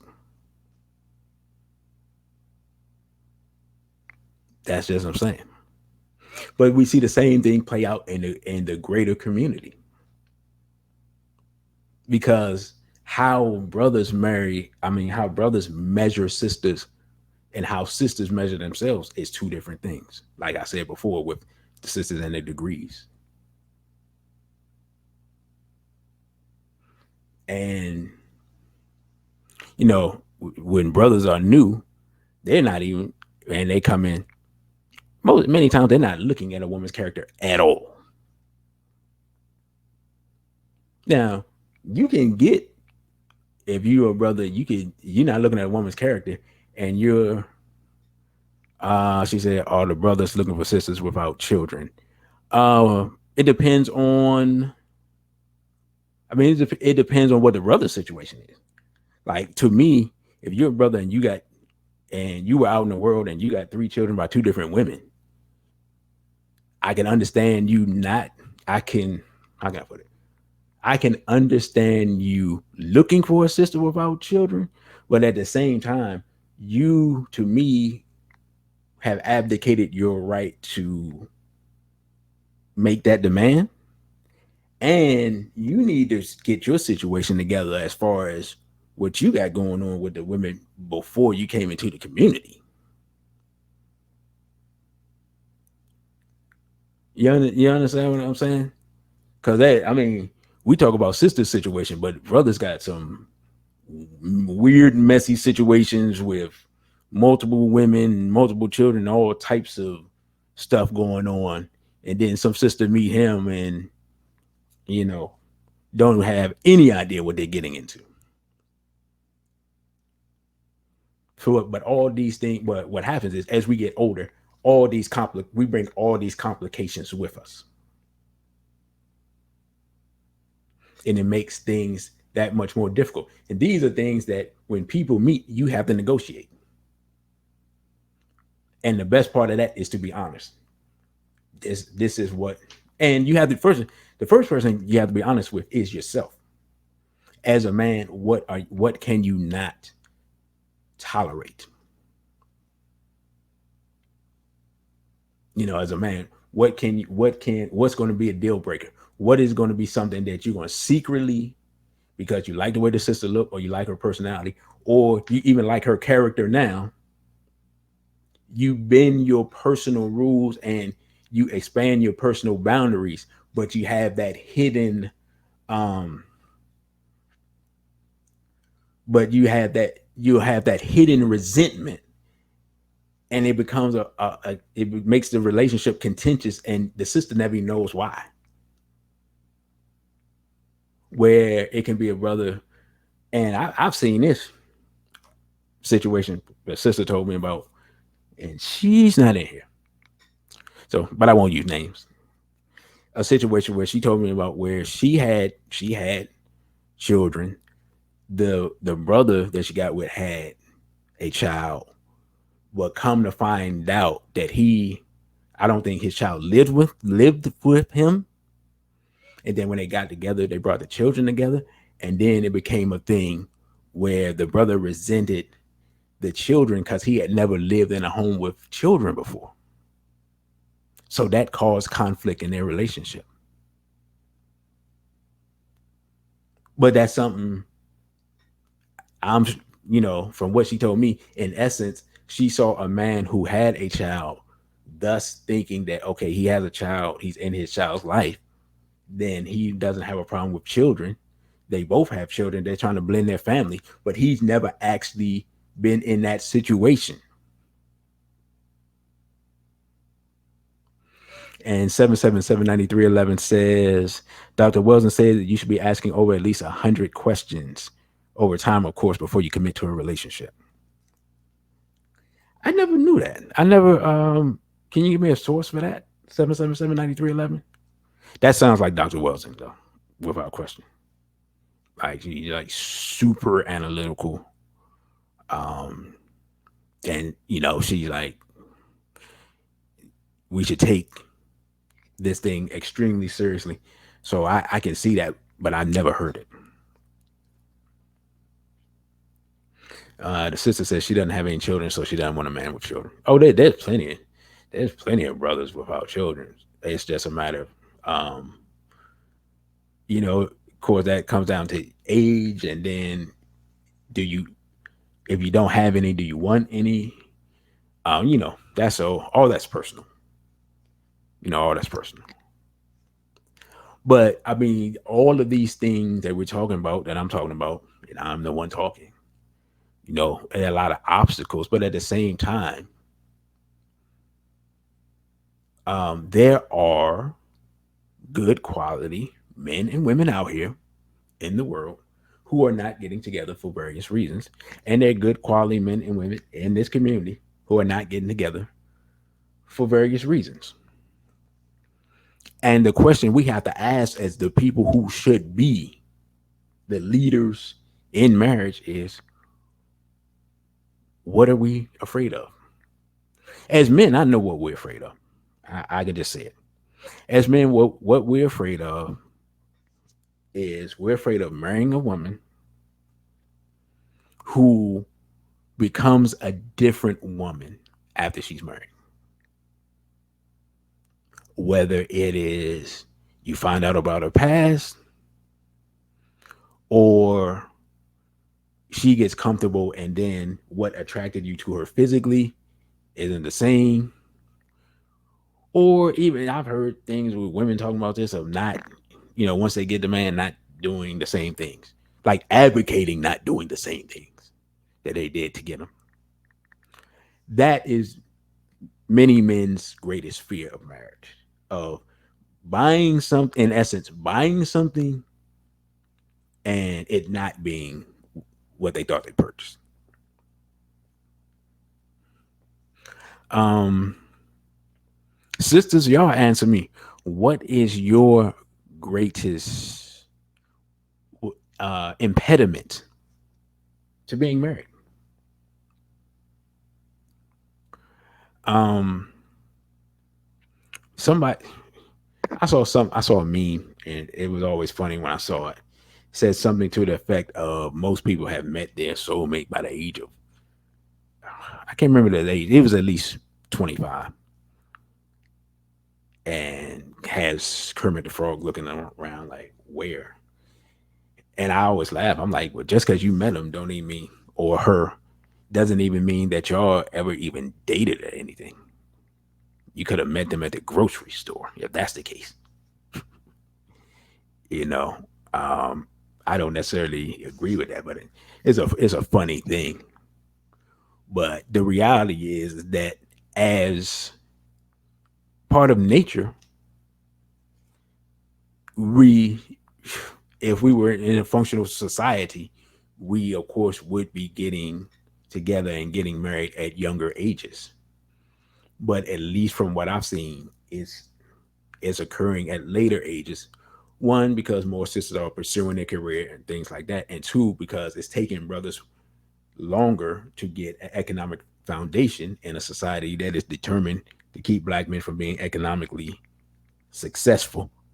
And because short of certain organizations, there's no, like, men have no guidance, and young men have no guidance in how to become husband material.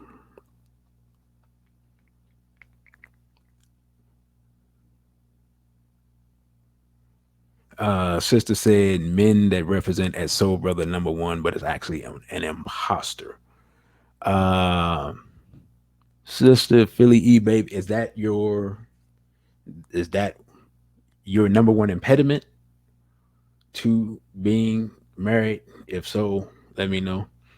And apparently, there's a lot of that that goes on. I hear a lot of sisters say that. Um, and what I'll say, and I'll get into that more Saturday, is that, and I said it earlier, but the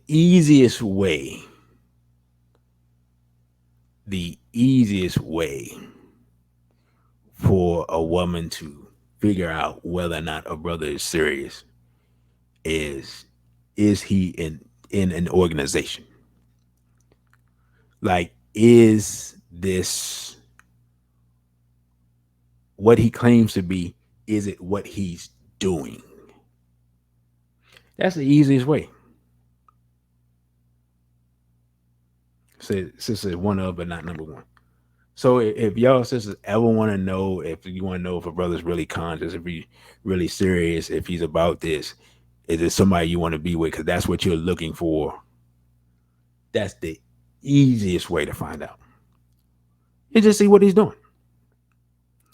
But one thing I do know about some sisters is some sisters say they want a conscious man, but then y'all don't want to deal with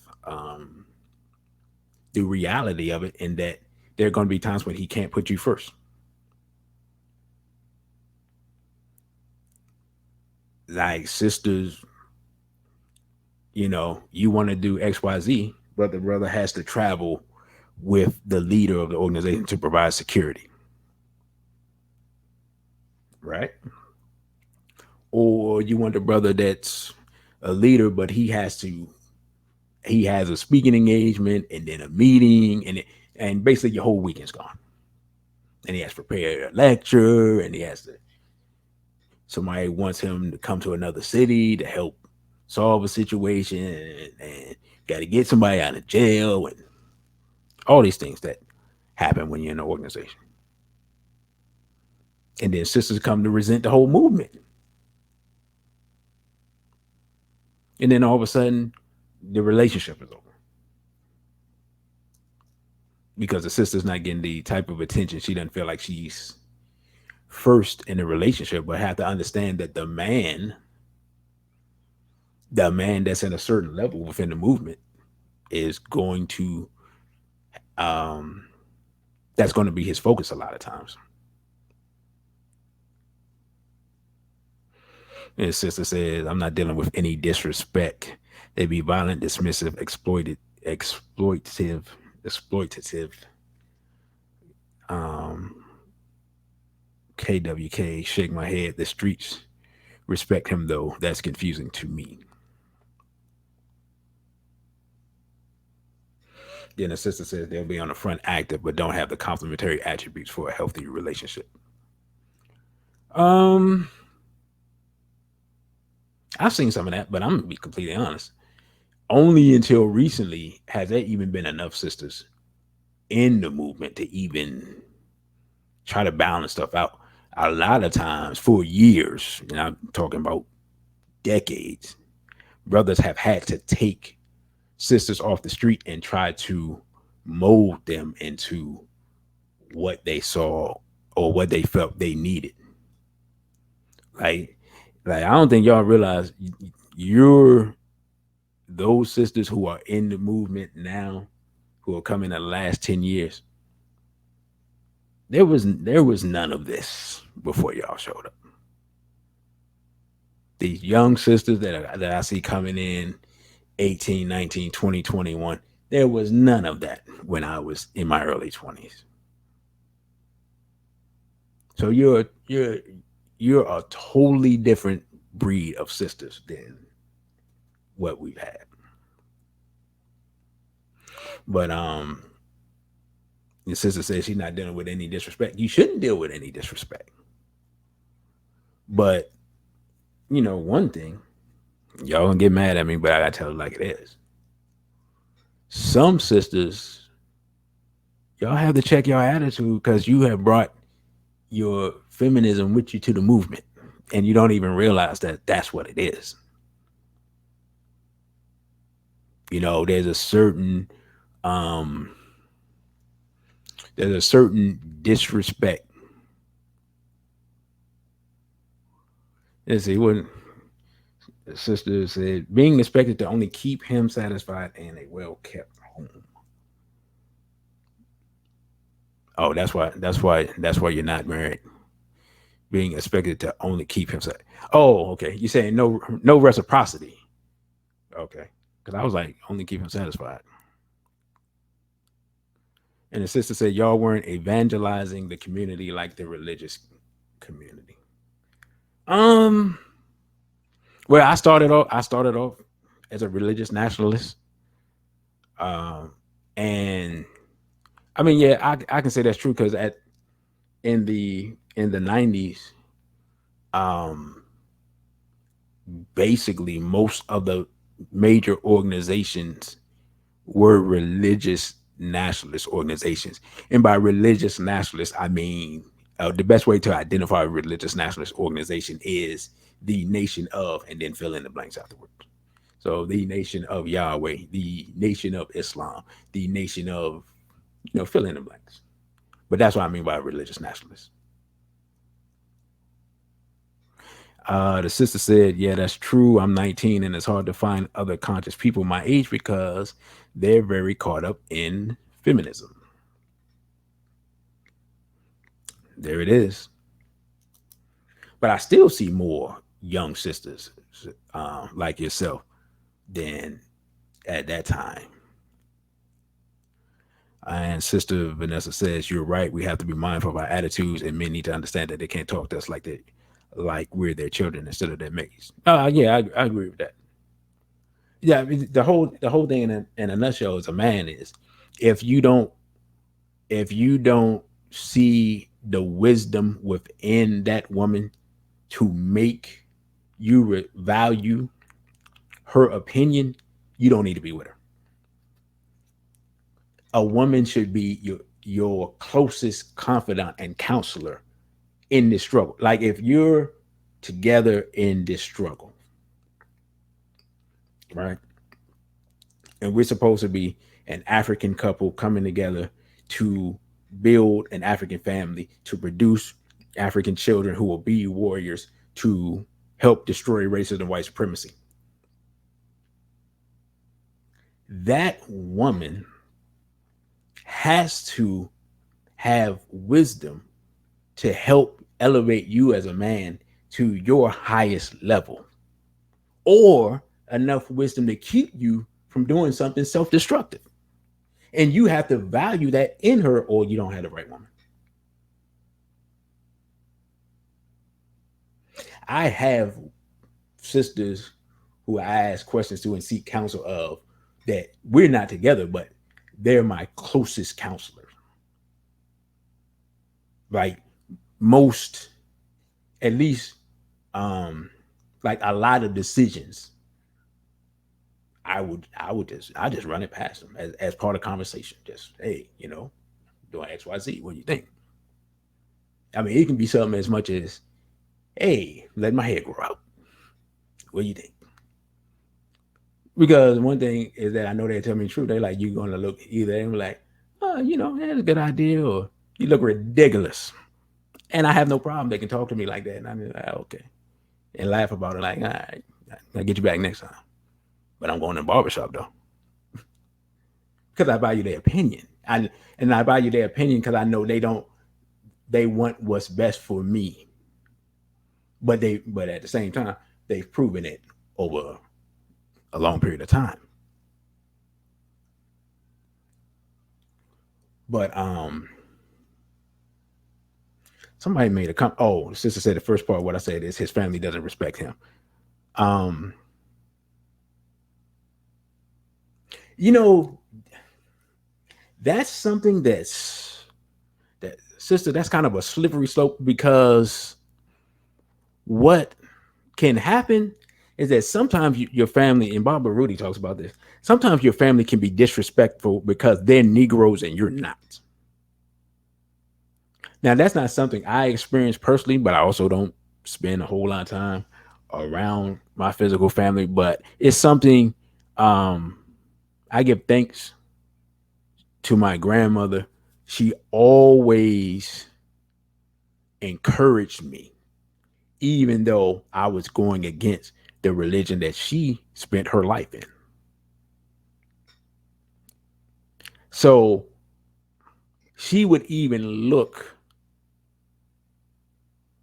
um, she would even look at videos when I was in the nation, when I was young, of Minister Farrakhan. Not even with me. Like if he was talking about a subject like he was talking about the value of woman years ago.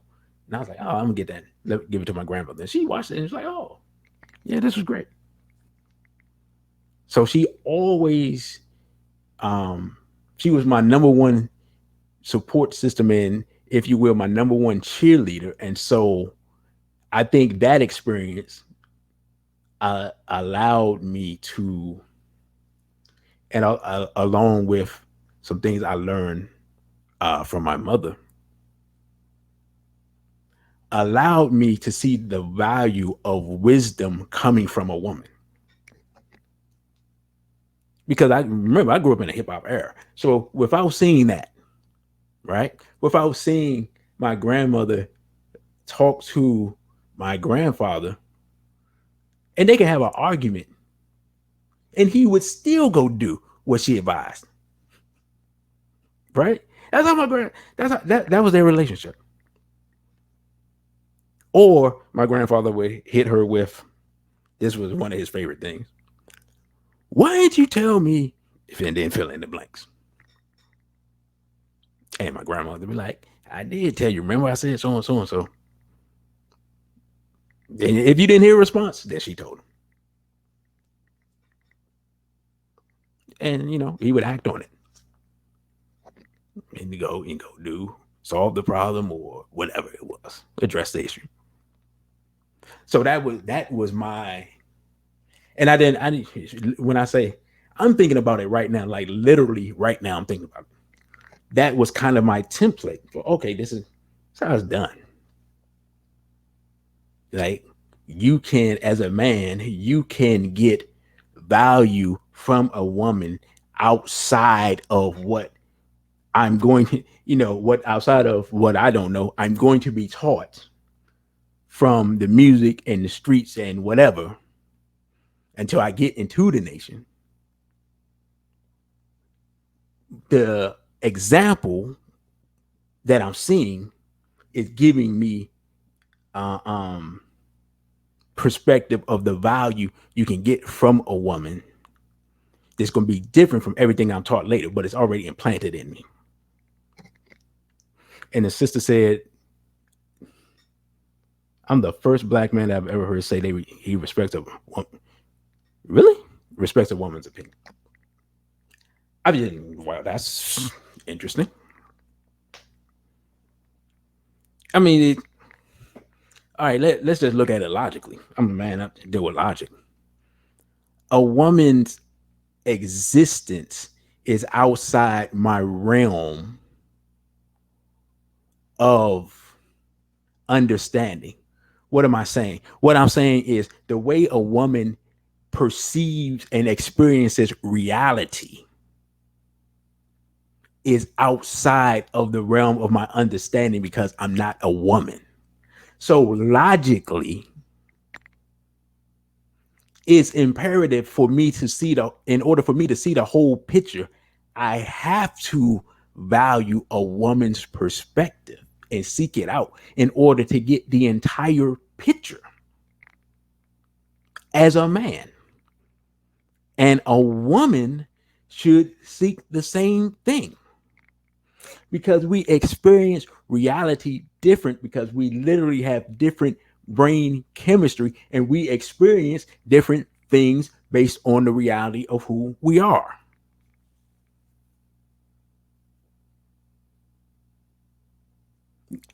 Am I clear with that? So I I mean I find that interesting, sister, um, that you never heard a black man say that. I'm going to say that that kind of points to some of the types of men that you've been around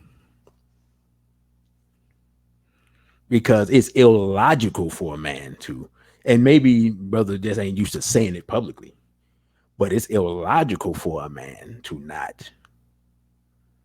seek that out. To me,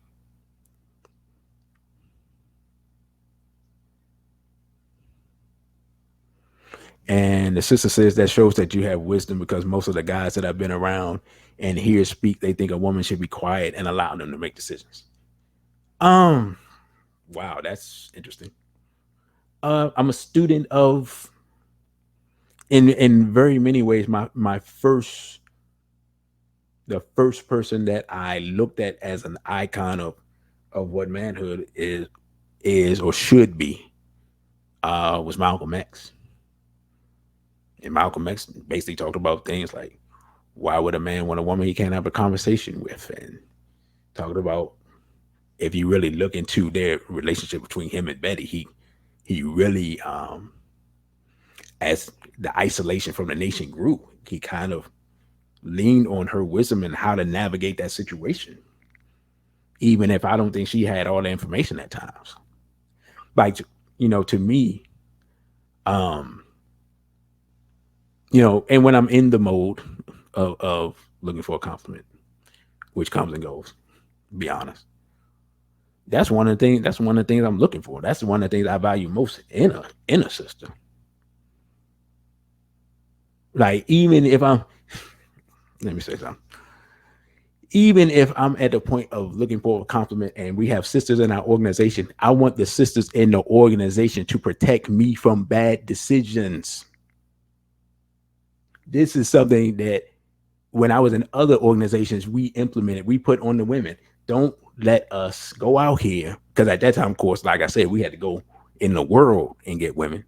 Don't let us come out here and bring some woman from the world and you see her and you know that she's no good. Let us know.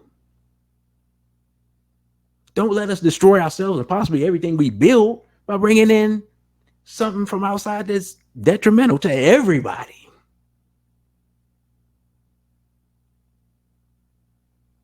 As sisters, if you're in an organization and you're in a community, that's part of your job, from my perspective. And as brothers, we have to be mature enough to accept it. And if you know the sister well enough, then you'll understand where it's coming from. Yeah, sometimes sisters can be catty towards each other, and sometimes there might be some hate, and sometimes the sister may have some type of secret. Um, she may have a thing where one of the sisters may have, um, she may have a desire for you, but has never expressed it or whatever case may be.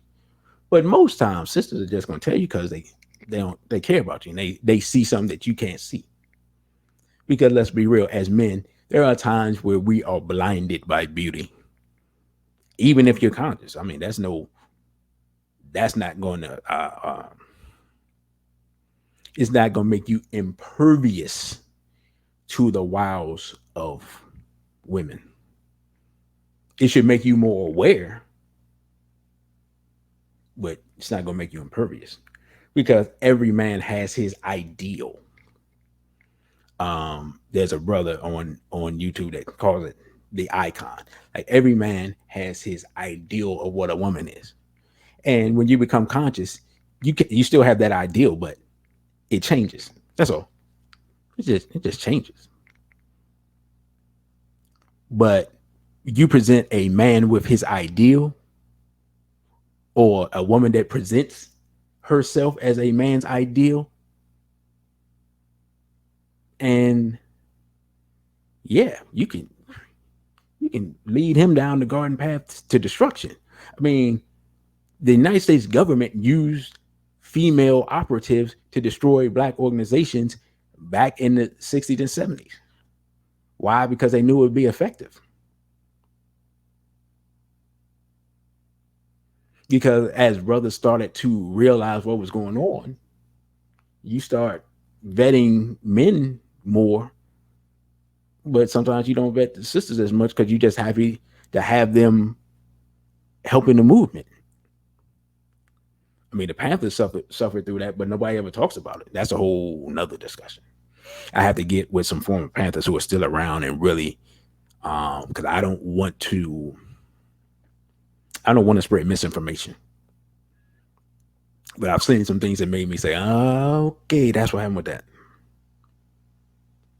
But again, back to this marriage thing, and I've gone all over the place with this discussion, and I didn't realize it's been 2 hours. So I think I'm gonna go another 25 minutes.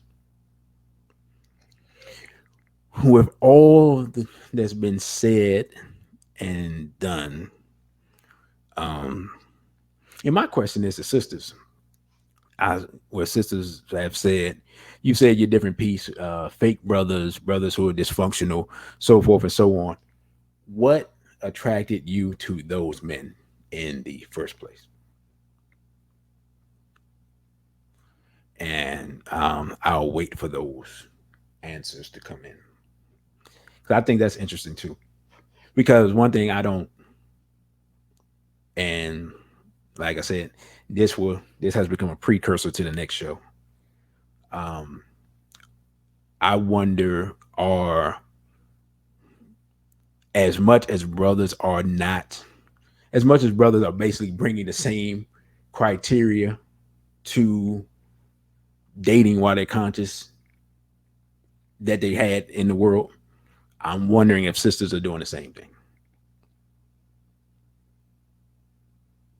And because as men, to be completely honest, as much as we aren't talked about the okay, the sister said they were attracted to me, but I determined they didn't qualify. Okay, as much as men, as much as we aren't taught about the benefits of marriage, we also aren't taught any type of vetting process or taught about any qualities that we should look for in a woman outside of the bedroom or outside of physical appearance. I won't even say the bedroom. I'll say outside of physical appearance. We don't even get past that to the bedroom. Like literally, brothers were talking like, "Oh, what she look like," and maybe her attitude.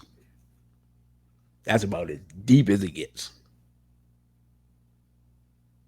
And just being part of an organization and being part of this movement, unless I'm not in the right place, in the right circles, I don't see anything amongst brothers that talks about it further than that. Almost as if we expect that brothers are conscious and they know and hey, have at it. It's just not doesn't work that way.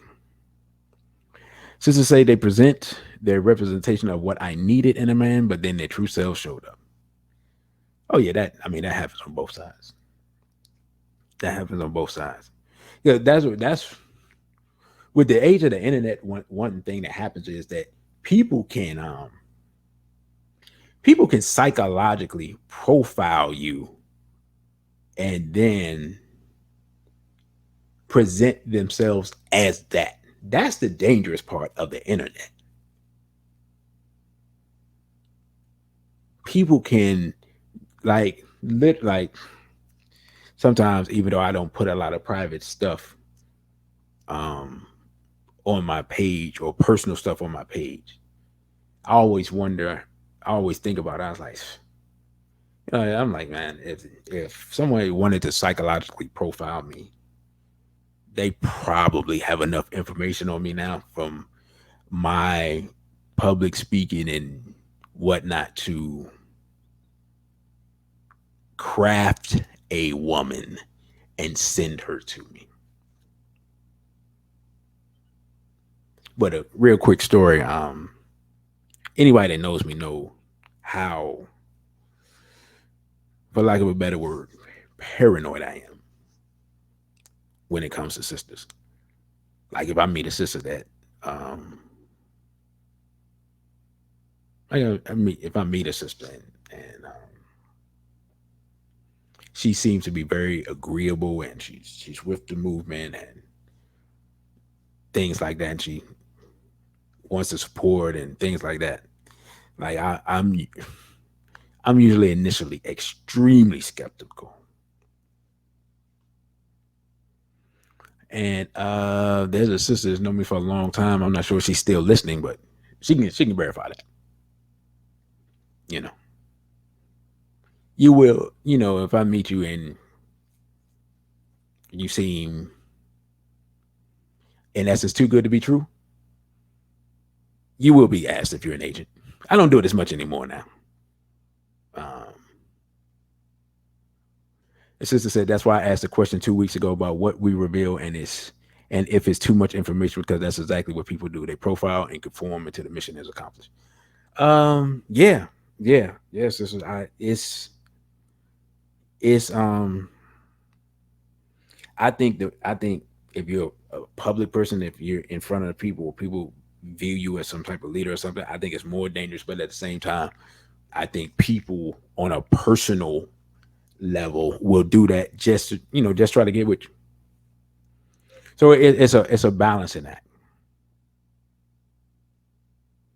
Um, because when I mean, I remember, and I'm sure y'all remember with the whole when the whole Dr. Umar stripper thing happened.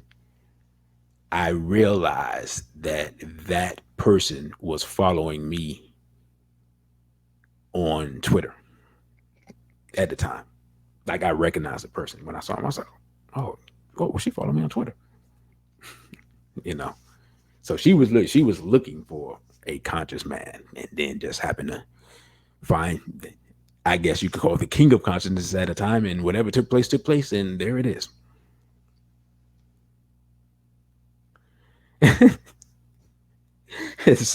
Sister verified. Yep, he will ask. I didn't know if the sister was still listening. She's been through that.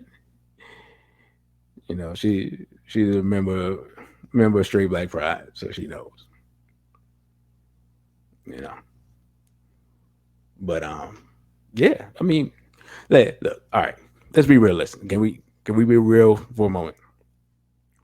There has kind of developed a what's the word I'm looking for. It's kind of developed a look, right? That what's the word I'm looking for? All right, for lack of a better word, because I can't find a term I'm looking for. That's kind of um developed an iconic look to the quote unquote conscious woman, right? Brown skin or darker, locks, um, pretty in shape, dresses in African garb. So if you're a man and that person appears in your life out of nowhere and conforms to a certain degree, as a man, you're like, okay, the icon has just showed up. Sure. What are the chances that this person exists as opposed to the person being an agent? But I grew up, I was around elders who, told me about COINTELPRO and their experiences. So yeah, I was a little paranoid. You got ripped off says there's conscious people and then there's conscious people. I like that. If I steal it, I stole it from you because I won't remember who I got it from. But yeah, I understand because we have to understand that we have people who are looking for a home and they've tried everything else. They may have tried church, they may have tried the streets, they may have tried, they may have involuntarily tried incarceration. Their family structure, because some other people are. You talk about people, their family things are like disastrous. Like people go through horrific stuff, and you're just like, you stand there, you know, you're just like, wow. And so people look for a home, and what is presented in the African centered community is a home and family, and we should be. But at the same time, you have to be careful because people, everybody doesn't come in with good intentions. Everybody doesn't come in to help build the movement. Everybody doesn't come in to learn and study and grow and develop. Some people come in to take away. Some people come in to try to. Some sisters come in just to try to find the best man they can and take them and go take that man out of the movement. Now that's all. I've seen plenty of that. Uh, you got ripped off. Says, "Can I be honest? If they appear in hidden colors, if they appear in hidden colors, there's a 70% chance they're conscious." The negative connotation with the con part. Um, I don't even. I won't even comment about that. It's been so long since I watched Hidden Colors. I know Dr. Welsing was in it. That's what made me watch the initial one. Um, I was familiar with Tariq Nasheed as King Flex, and that's all I need to say about that. That's how I was familiar with him before Hidden Colors. Um, but yeah, getting back to this black marriage thing, which was the original concept for this, completely went off the rails. We, as those of us who would be African, those of us who would be conscious, so forth, so on, we have to make finding and keeping a compliment a higher priority within our lives. And we cannot wait until we're too damaged or too out of practice with our relationship skills, or too old to reproduce, or too old to get back in shape without getting injured. And if you're a man, or if you're a man too old to even pursue, and you just like, I don't know if you ever seen that, like an old lion, like a prey runs and he kind of looks like, yeah, I'm not chasing him. Yeah, I catch him next time. Don't want to get to the point where the old lion you can no longer pursue. And because we're the people who are most likely to be able to reproduce, the Africans that are most likely to be able to destroy white supremacy. It's that simple.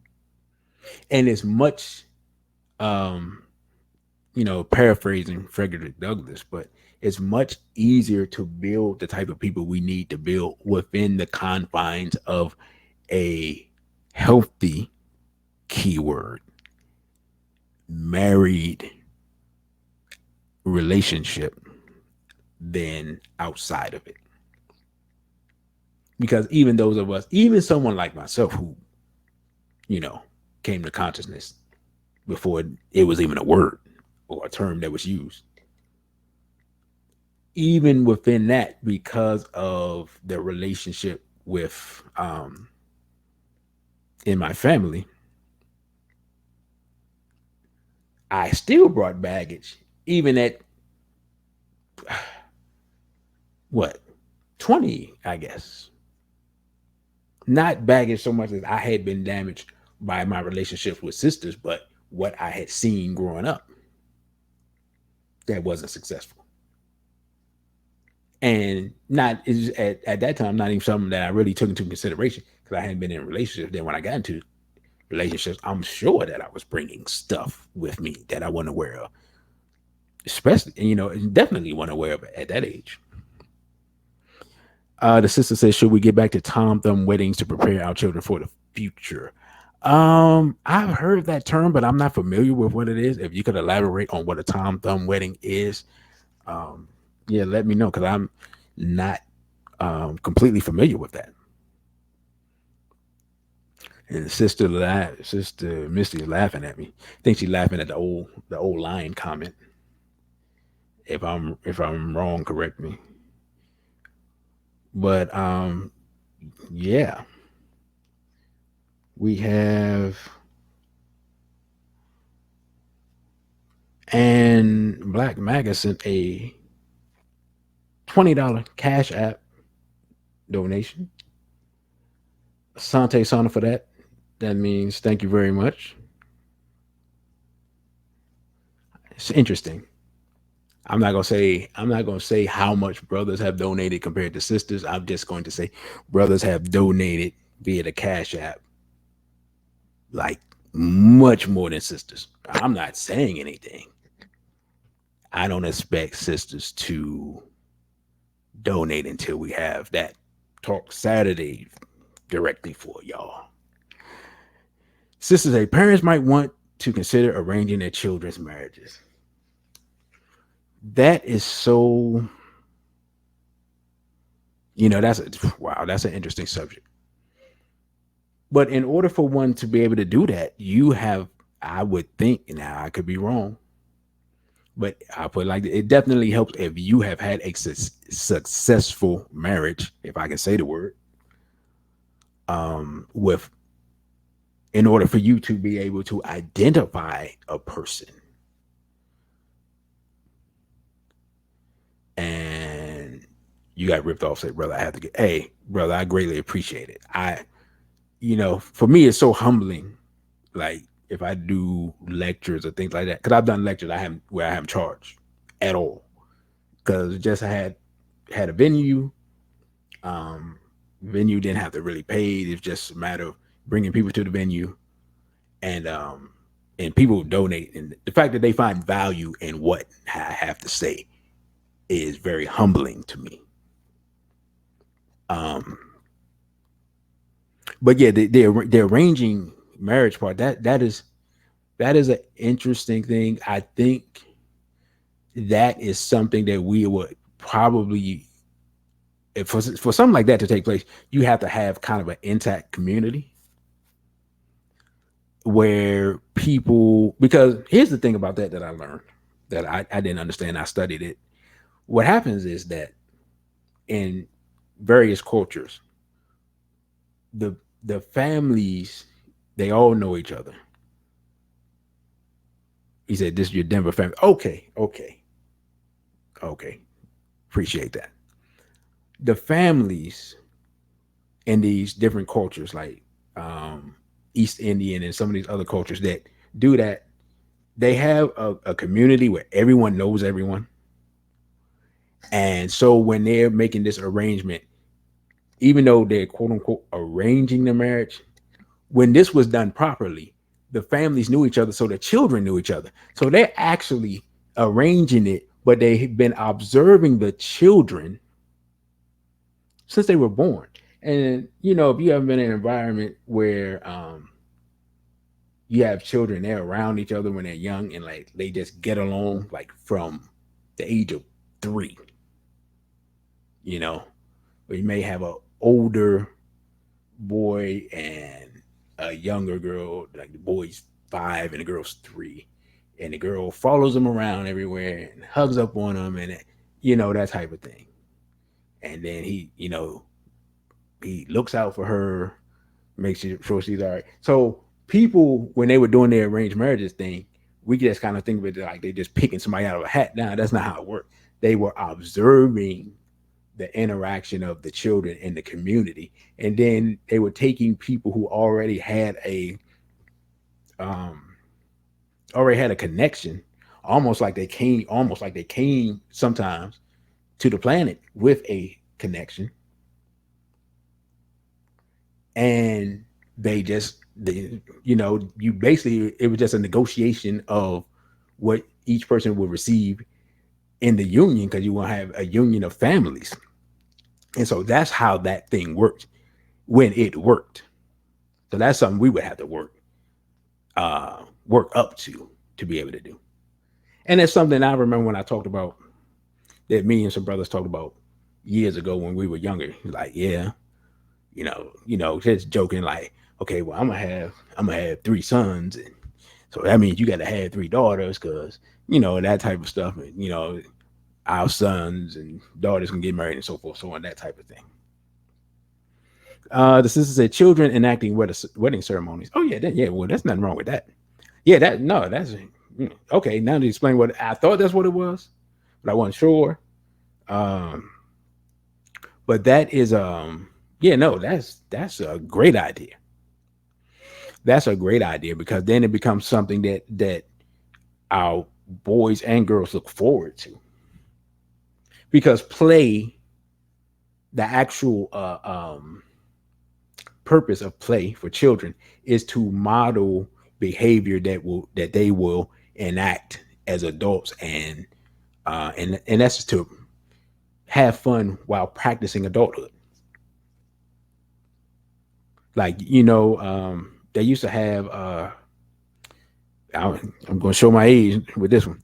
They used to have some, I think they were called Lincoln logs, and these pieces of wood, and they were cut up a certain way, and you put them together and you build a log cabin and build fences and different stuff. And though, I mean, something like that could get you interested as a child, get you interested in carpentry.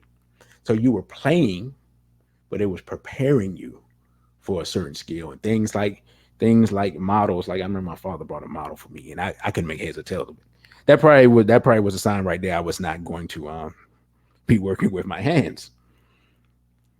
But yeah, those are the types of things that we should be doing for our children to prepare them for adulthood.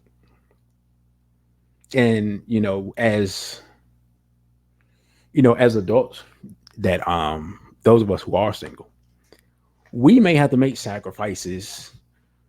No, no, let me stop.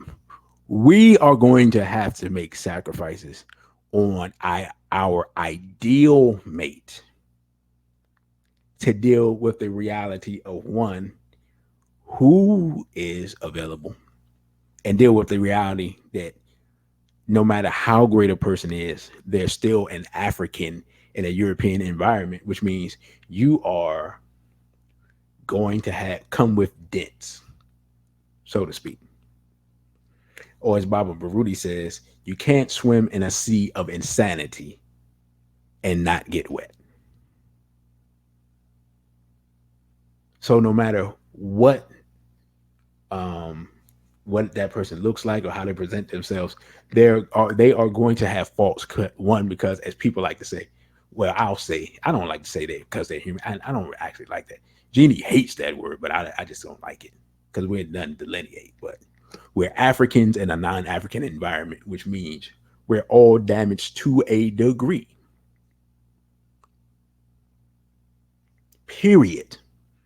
All of us. Now, I used to be as arrogant as anyone, but I will admit I have some issues. Now, I have issues sometimes that I thought I got rid of years ago. I'm like, whoa, what? Whoa, didn't realize I still did that. Oops, my bad. Got to work on that. Like, sometimes I have a temper, but if you meet me in person, you probably won't figure. And I can go a month without getting angry about anything at all. I just I can, and then I can blow up.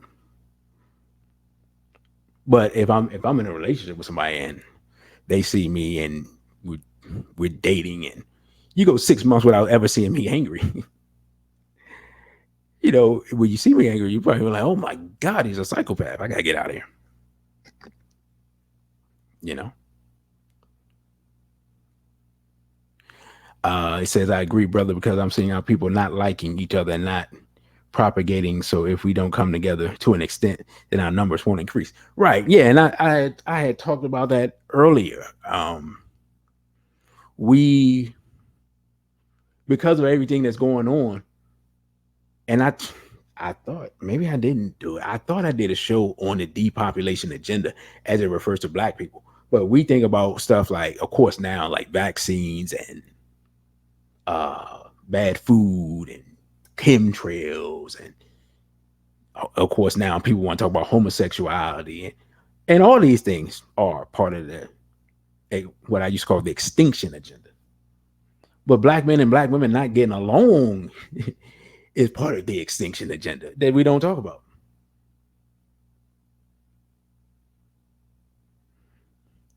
She said, I don't know why you think people can't see that. Can't see what? Oh, me and okay, sister. What you saying? Me and my occasional temper. When would you have seen it? Anyway, that's a discussion for another day. That's a personal discussion. DM me that. Um, Said we need an army to fight this war. So as Jenny said last year, we need to procreate. Yeah, I mean because they're going to attack us, and it's funny you mentioned that because he actually talked about that yesterday.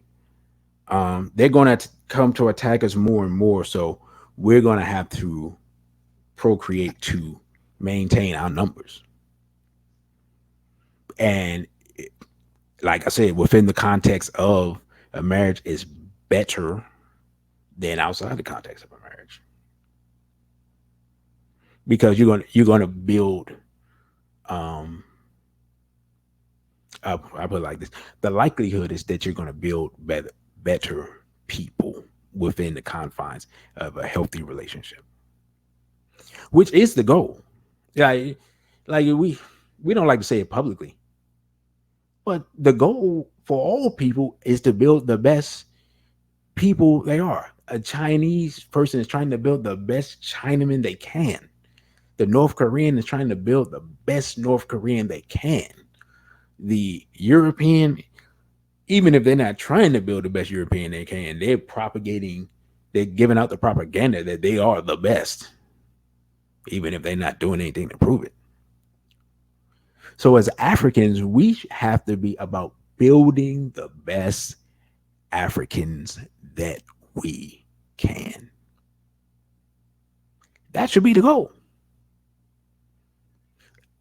My goal should be as a man to have a son who's greater than I am. Bigger, stronger, faster, smarter, wiser. Whatever I can do, he should be better. No matter how great I am at whatever. My goal is for him to be better. And if I have a daughter, the same thing. I've read hundreds of books on our history and culture. I would want my children to have read hundreds more because they started earlier. I don't speak an African language. I want them to speak at least one. I didn't always eat proper foods, even when I had knowledge. Their diet should be better than mine. Building better people is part of that, is the purpose of procreation. The you should always be refining as a nation your people because you're in competition with the rest of the world. When Africans were at our highest peak, there was no competition. There was nobody on our level. We were only competing against the greatness of ourselves. And that probably was part of the problem because you get to a point where you're so great, you don't even have to work. You just look at the other people like, there's no competition. Not understanding the nature of Europeans is they, at that point, wouldn't compete with us openly. So they decide to compete with us in a subversive manner by coming within our nation state, studying us, and then making themselves a part of it, and then destroying it from within, which is a whole different discussion. But you want to know about that, you read Destruction of Black Civilization. And you got ripped off says we could talk about that aspect of child raising for days. Indeed, yeah, and you're much more of an expert at it than I am. I mean, I would defer to your experience. But the Europeans know it. That's why they put us in institutions that hinder our progress and hinder the progress of our children. One of the best things about the pandemic to be completely honest, is there are a lot of black people who are probably going to come to the conclusion that they can educate their children. And that in itself will be a game changer. Because I mean, I don't know. I don't care how much you know. It's still an awesome task to think about molding the mind of another human being, but at the same time, as a parent, that is literally part of the job description.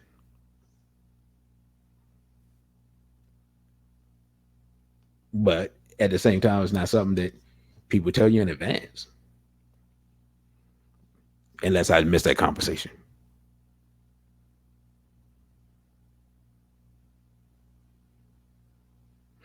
And 7779311 says, we definitely need African communities real estate wise. It seems that we're sprinkled throughout the country, which also makes it difficult to meet a complement and like minded Africans. Yeah, it does. I mean, it is a big thing.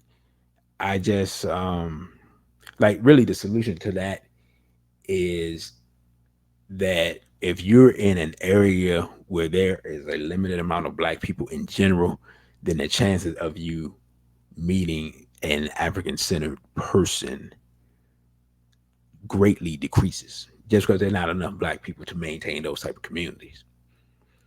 And then there's always, now with gentrification and we're having kind of a mini migration period, even those things are changing as to where people are. I've heard about people for maybe 10 years now, maybe more people going to the South from the Connecticut, New York, Philly corridor, that Northeast corridor, more people moving south, people in the West moving east and south. And so we're having kind of a mini migration. So that makes things difficult because now black people are kind of on the move. Then you have places like Atlanta that seem like what people would say is a quote unquote progressive city. And they do have a nice centered community built primarily around the Barudis, but it's Atlanta. It's you know it's the black gay mecca. So that makes it challenging in and of itself. Sure, the African community there is strong, but it's also the home of homosexuality. So yeah, the sister said it's less expensive to live in the South. Yeah, yeah, definitely. As opposed to East and West Coast. Yeah, definitely. Um, I'm just I'm just biased against the South. I just am. It's personal. I admit it. It's not. It's only partially logical. You know, like parts of their DC suburbs that are too south for me. Being completely honest, as far as a culture, I'm weird like that. I don't like. I like having the says so with the migrations in mind, should Africans start establishing African villages now? If if we can if groups of people can come together and get along long enough and organize long enough to do that, then yes, it is definitely easier said than done. I look at that as a transitory step toward possible repatriation because that's something that's not going to happen at one time. Now's an opportune time. What's interesting is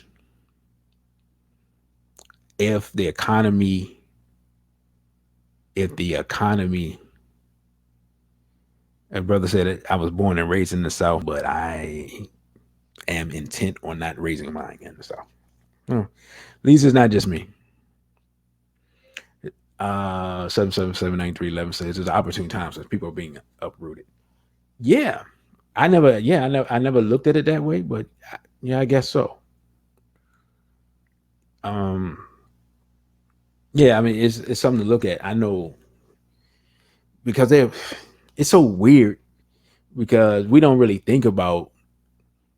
I don't think that we think about how gentrification affects our community, but DC here is a perfect example. It's a perfect example. For those who are familiar with DC, Howard University is on largely on Georgia Avenue Northwest. And Georgia Avenue Northwest was an area that was known as Nile Valley because many of the conscious events and venues and organizations and businesses were on Georgia Avenue and have been since before I got knowledge. Like you knew if you were looking for somebody conscious or some group or some event or you wanted to know what's going on, you just go to Georgia Avenue. You just if you were out the loop because this pre-internet age I'm talking about, you would just go to Georgia Avenue. If you go in one of the bookstores and there would be flyers up or people would tell you what's going on. That was the place to be.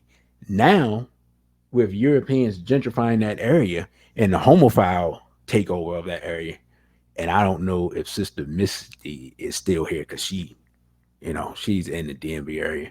She can attest to it that the homophiles have taken over almost all of the neighborhoods around Howard University. European homophiles.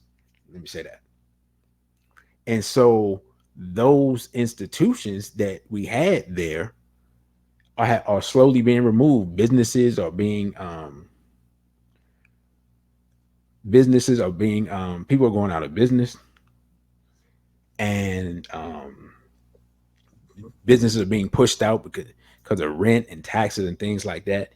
And Europeans are buying up houses in the area, and I mean, even so disrespectful as to go up on Howard University's grounds and take their dogs up there. And you know how Europeans and dogs are. I'm like, I didn't feel like getting into that.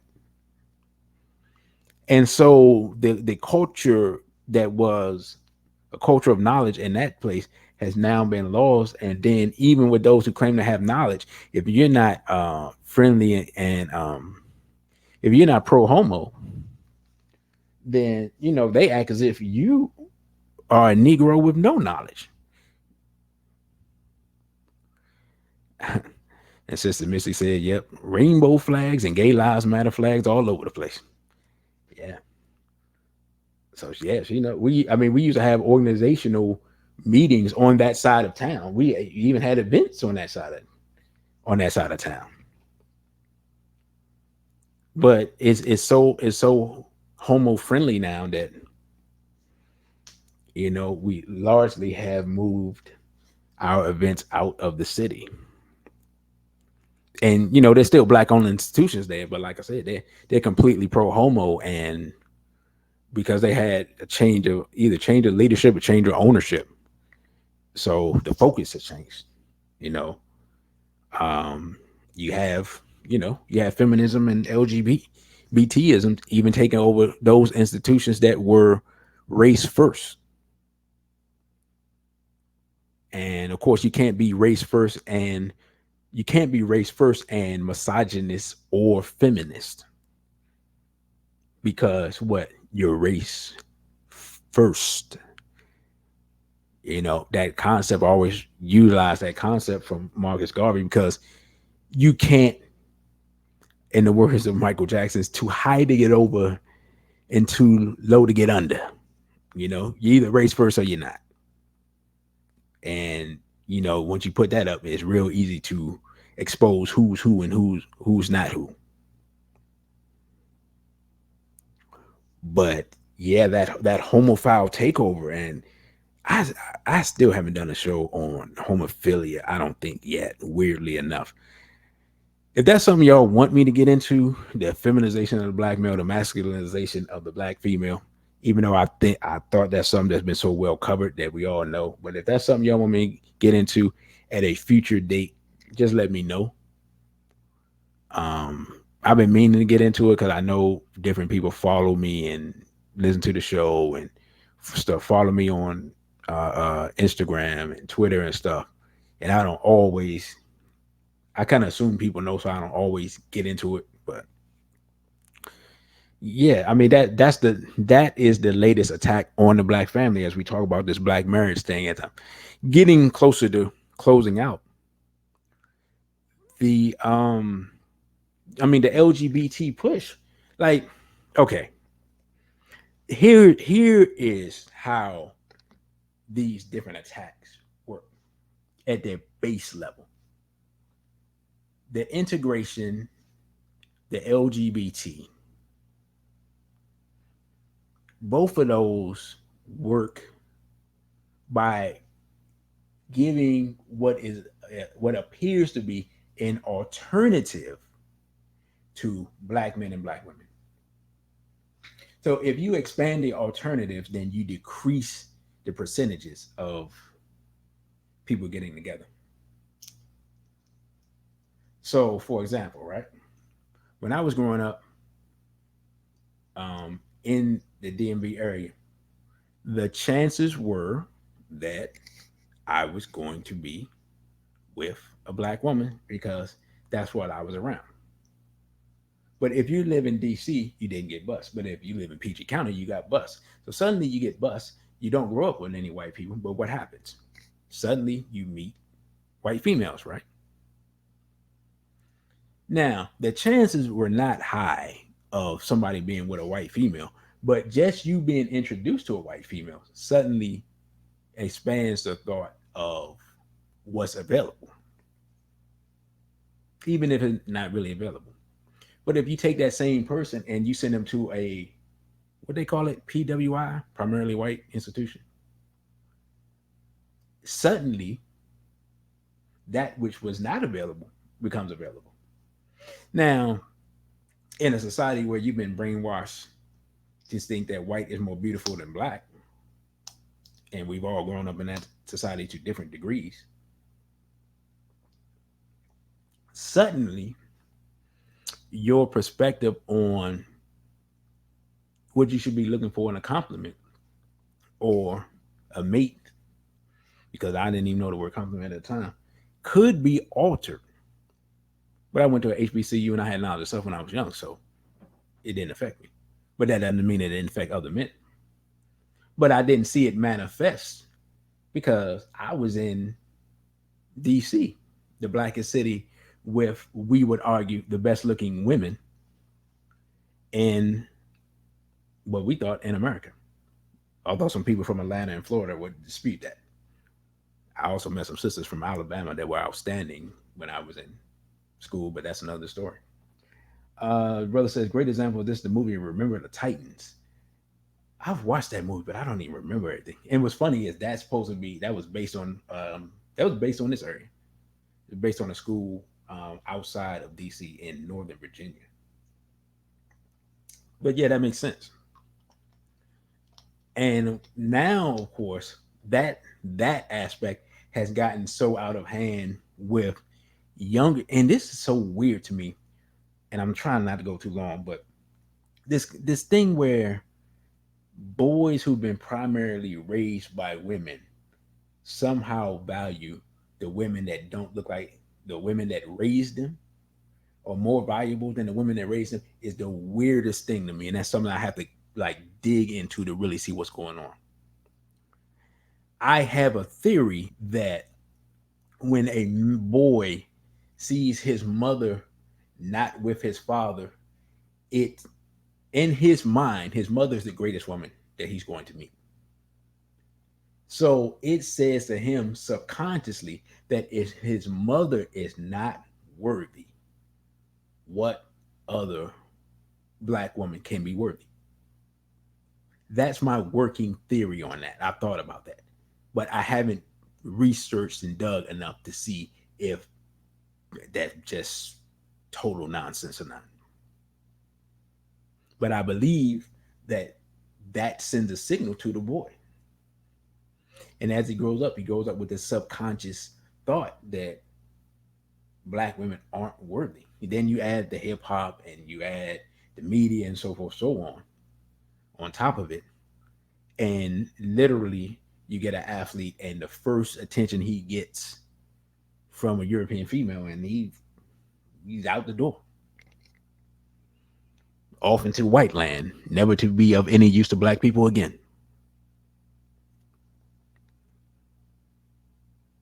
So, y'all can tell me whether or not y'all think that theory is real or insane. But 'cause like I said, it's just a theory. Because I thought about it because I didn't understand it. Like, because you have some athletes that, like, soon as they get drafted or soon as they do anything, they talking about how great mama is. Hey, mom made it, and so forth, so on. Then you find out they had a father that taught them how to dribble basketball, and they don't even talk about that guy. Like he wasn't even there. You're like, hey. And then there's times when he's not. But you would think that the reaction would be to not only to love their mother that puts them in that place, but would value the image of that woman and look for it in other women.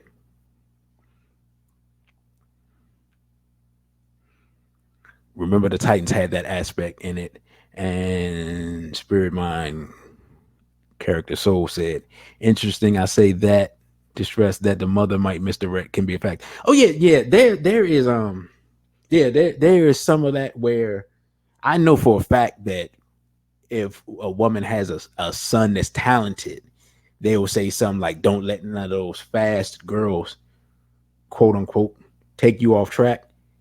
And those fast you in the mind of avoiding it. If you've only brought home black girls, then those fast girls are the black girls. Despite the fact that, don't even let me get into the white female. Okay, I went to school um, from I went to school from eighth grade forward with white females. Okay, that's all I'm gonna say. White females, when it comes to promiscuous behavior, they were running laps around black women at that time. Laps. They just had better. Um, they just had better birth control and were doing things that don't cause you to get pregnant. The whole idea of the black woman being the most promiscuous woman in the world is the biggest piece of propaganda and the biggest farce in the world. White women are complete, total sexual degenerates. Totally. And that's all I'm gonna say. Like if you know people that went to school with them, and it's funny because if you know sisters that went to school with them, they'd be the ones that tell you all the wild stuff that white girls have said to them that they've done.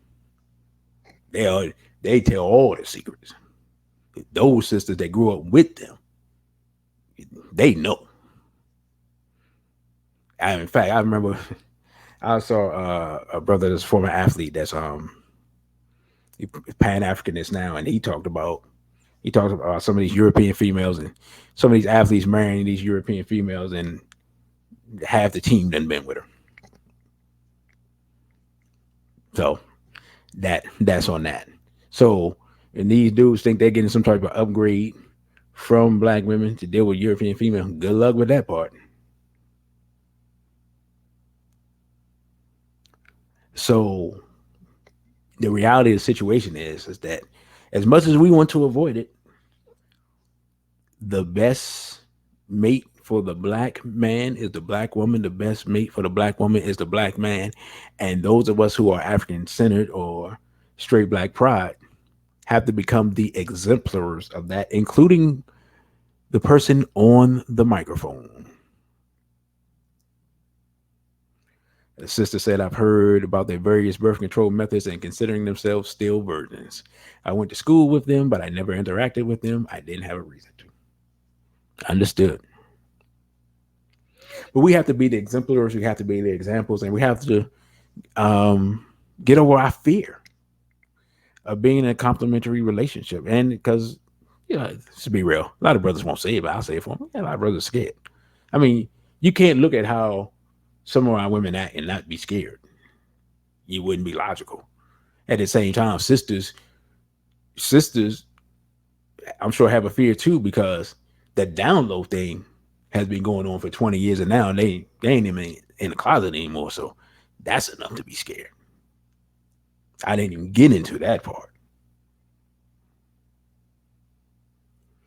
But as we've seen with the some of the basic demographic studies and statistics, it's just better to be married than not. And we should all, if we ever come out of this pandemic where we can actually meet people in person again, we should all of us who are single should make it our mission to find a compliment, someone that we can at least get along with. We're on the same mission. We're headed in the same direction. We want some of the same things, and we should make that our task in the upcoming months and year or two. Sister said a man's fear of emasculation. I see that. I'm seeing that as being prevalent. Yeah, yeah, absolutely. I don't, I don't fear that as much because it's just not. I'm just not gonna tolerate it. There's not gonna be a whole lot of disrespect. That thing's gonna be over quickly.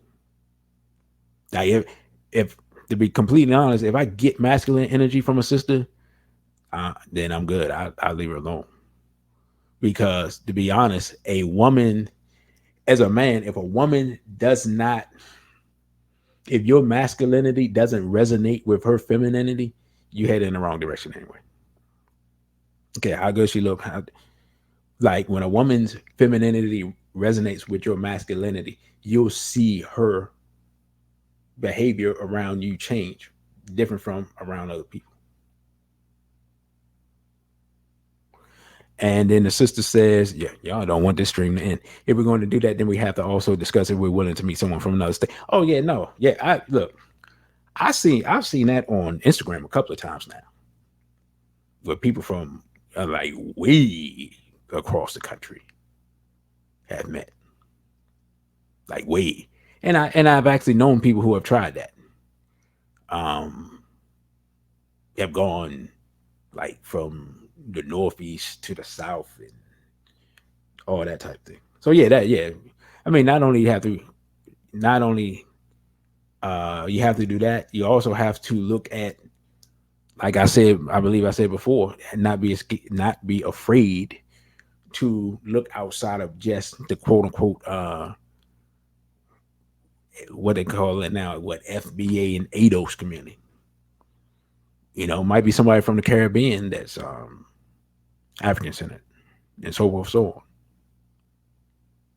on. Or somebody that's from the continent that comes into knowledge. Can't limit ourselves. We're gonna be African nationalists, we have to be African nationalists, or have to be willing to be. We don't. Y'all get what I'm saying? Have to be willing to be African nationalists in the bedroom. And that's quick. To be honest, that's the quickest way to bring people together. If someone's from here and another person's from the Caribbean and they're able to have a successful relationship, that whatever tension that may exist between those two communities um, comes down quicker. If a person's from, if a sister meet a brother from Ghana and he's a solid brother and he treats her well and everything like that, that will dispel a lot of mythology between continental Africans and Africans in America. So that's something that we have to be willing to look forward to, or excuse me, willing to be open to. Is what I'm trying to say.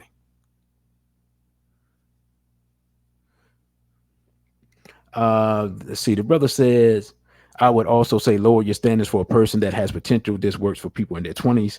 I had nothing but a positive attitude going for me when I met my wife.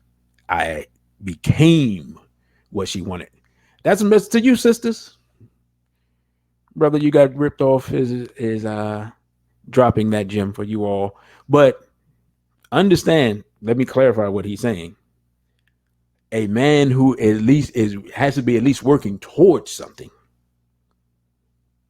So if he's working towards something, then even if it may take him 10 years to get there, but he if he's working towards something. And a lot of times, again, that goes back to what I was saying. A lot of times a brother can see that and a sister can't. A brother can see uh, two dudes who talking about working towards something and can a lot of times see which one is and which one isn't. And a sister a lot of times can't, or she'll just choose the one that she's more attracted to since they both say they're doing something. And we see how that works out for our community. His sister says you aren't lying. Masculine energy will repel a man. Oh yeah, absolutely. I get masculine energy from a sister, then that's just like, okay, wow, you looked good too, but got to work on that. Sister, active potential indeed, and the reality of the situation is that every I don't care how well. Let me not say that. I don't care, but most women, when the type of men they want appears in the room, all of a sudden that masculine energy that they have will decrease. The problem is that if you're a man, it may only decrease for a time and then the real person comes out and then you have a problem if you're already in a relationship. But yeah, that's something, that's something as a man you have to develop where Philly E babe, she ain't gonna let me get off. She said, what do I say is masculine energy? Um, like competing with a man or like a real strong attitude against black men, or like I said, women leading with their degrees and accomplishments. I'm gonna just tell you straight up. Can I be completely real before I get off here? Men don't care about your degrees, about your car, about your house, other than the fact that you have some semblance of education. But again, that in itself can show where a woman is miseducated, because all of us, the more we spend time in their institution, the more miseducated we are. A man is looking at, let's be honest, can we be real? Man is looking at how you look, your character, and your agreeability. I don't care how many degrees you got. We can't get along. Who cares? The same way, if I'm not physically attracted to you, and you're not physically attracted to me, it's not gonna work. Now, a woman's for a woman's character can make her look better to a man. I know it's gonna sound crazy, but it's the truth. A woman, you can be around a woman and you can recognize her that she's a good woman, and suddenly she becomes better looking. She may not be your type, but she becomes better looking. She's like, oh man, you don't even really, unless you're aware, you won't even realize what's happening. As a man, you won't even realize. And then you can have a conversation with a brother, and you like, I thought you said you ain't like her. Oh man, yeah, I don't know. She seems to look better now. But brothers and sisters, I've been on here for 3 hours, and I do have other things to do. But I thank you all for listening. I thank you all for hanging in there. I thank you all for your comments. Make sure that you smash the like button, as they say. I'll say depress the like button. The sister said agreeability, not submission. All right, let me deal with that real quick. Yes, agreeability, not submission. A woman is going to submit to a man physically anyway, because that's part of our nature. But to me, the idea of submission means that when I have when I need something from you as far as the wisdom that we talked about earlier, you won't give me the wisdom because you're so busy submitting that you're just going to tell me what I want to hear. And next thing I know, I'm going down the road to destruction. So, yes, agreeability over submission. And the brother said every relationship is a gamble no matter what, but the bottom line is always bet on black man with the black woman only. That's facts. I mean, life is a gamble. Your next breath could be your last breath. So, yeah. But what black love and black marriage is the potential for greatness. There is no way around it. And from what I've seen, greatness, and definitely greatness within an African-centered perspective, and greatness between a black revolutionary perspective, can only be achieved by black men who are with black women. Plain and simple. And let's see. Philly Babe said, Billy, a baby for ODA, spirit, mind, character, soul. Talking about, I needed you to say that. I know. You're just instigating stuff. Sister Misty said, great show. Spirit, mind, character, soul said, thank you. Philly Babe said, Asante Sana. Thank you all again. Don't forget, sisters, because I'm doing this for you because y'all asked for it. I don't know if y'all gonna want it when I give it to you.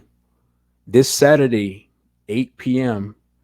The Sisters Guide to Dating While Conscious, even though I probably covered half of that in this show, but it is what it is. I give you the other half later.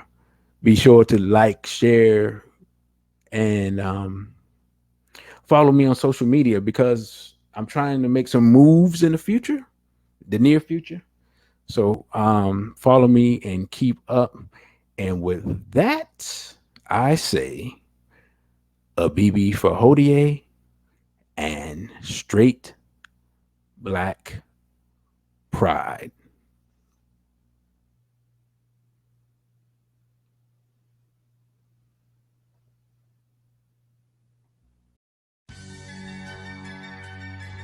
On the Wake Up Radio presents The Center with your host, DC Radical One.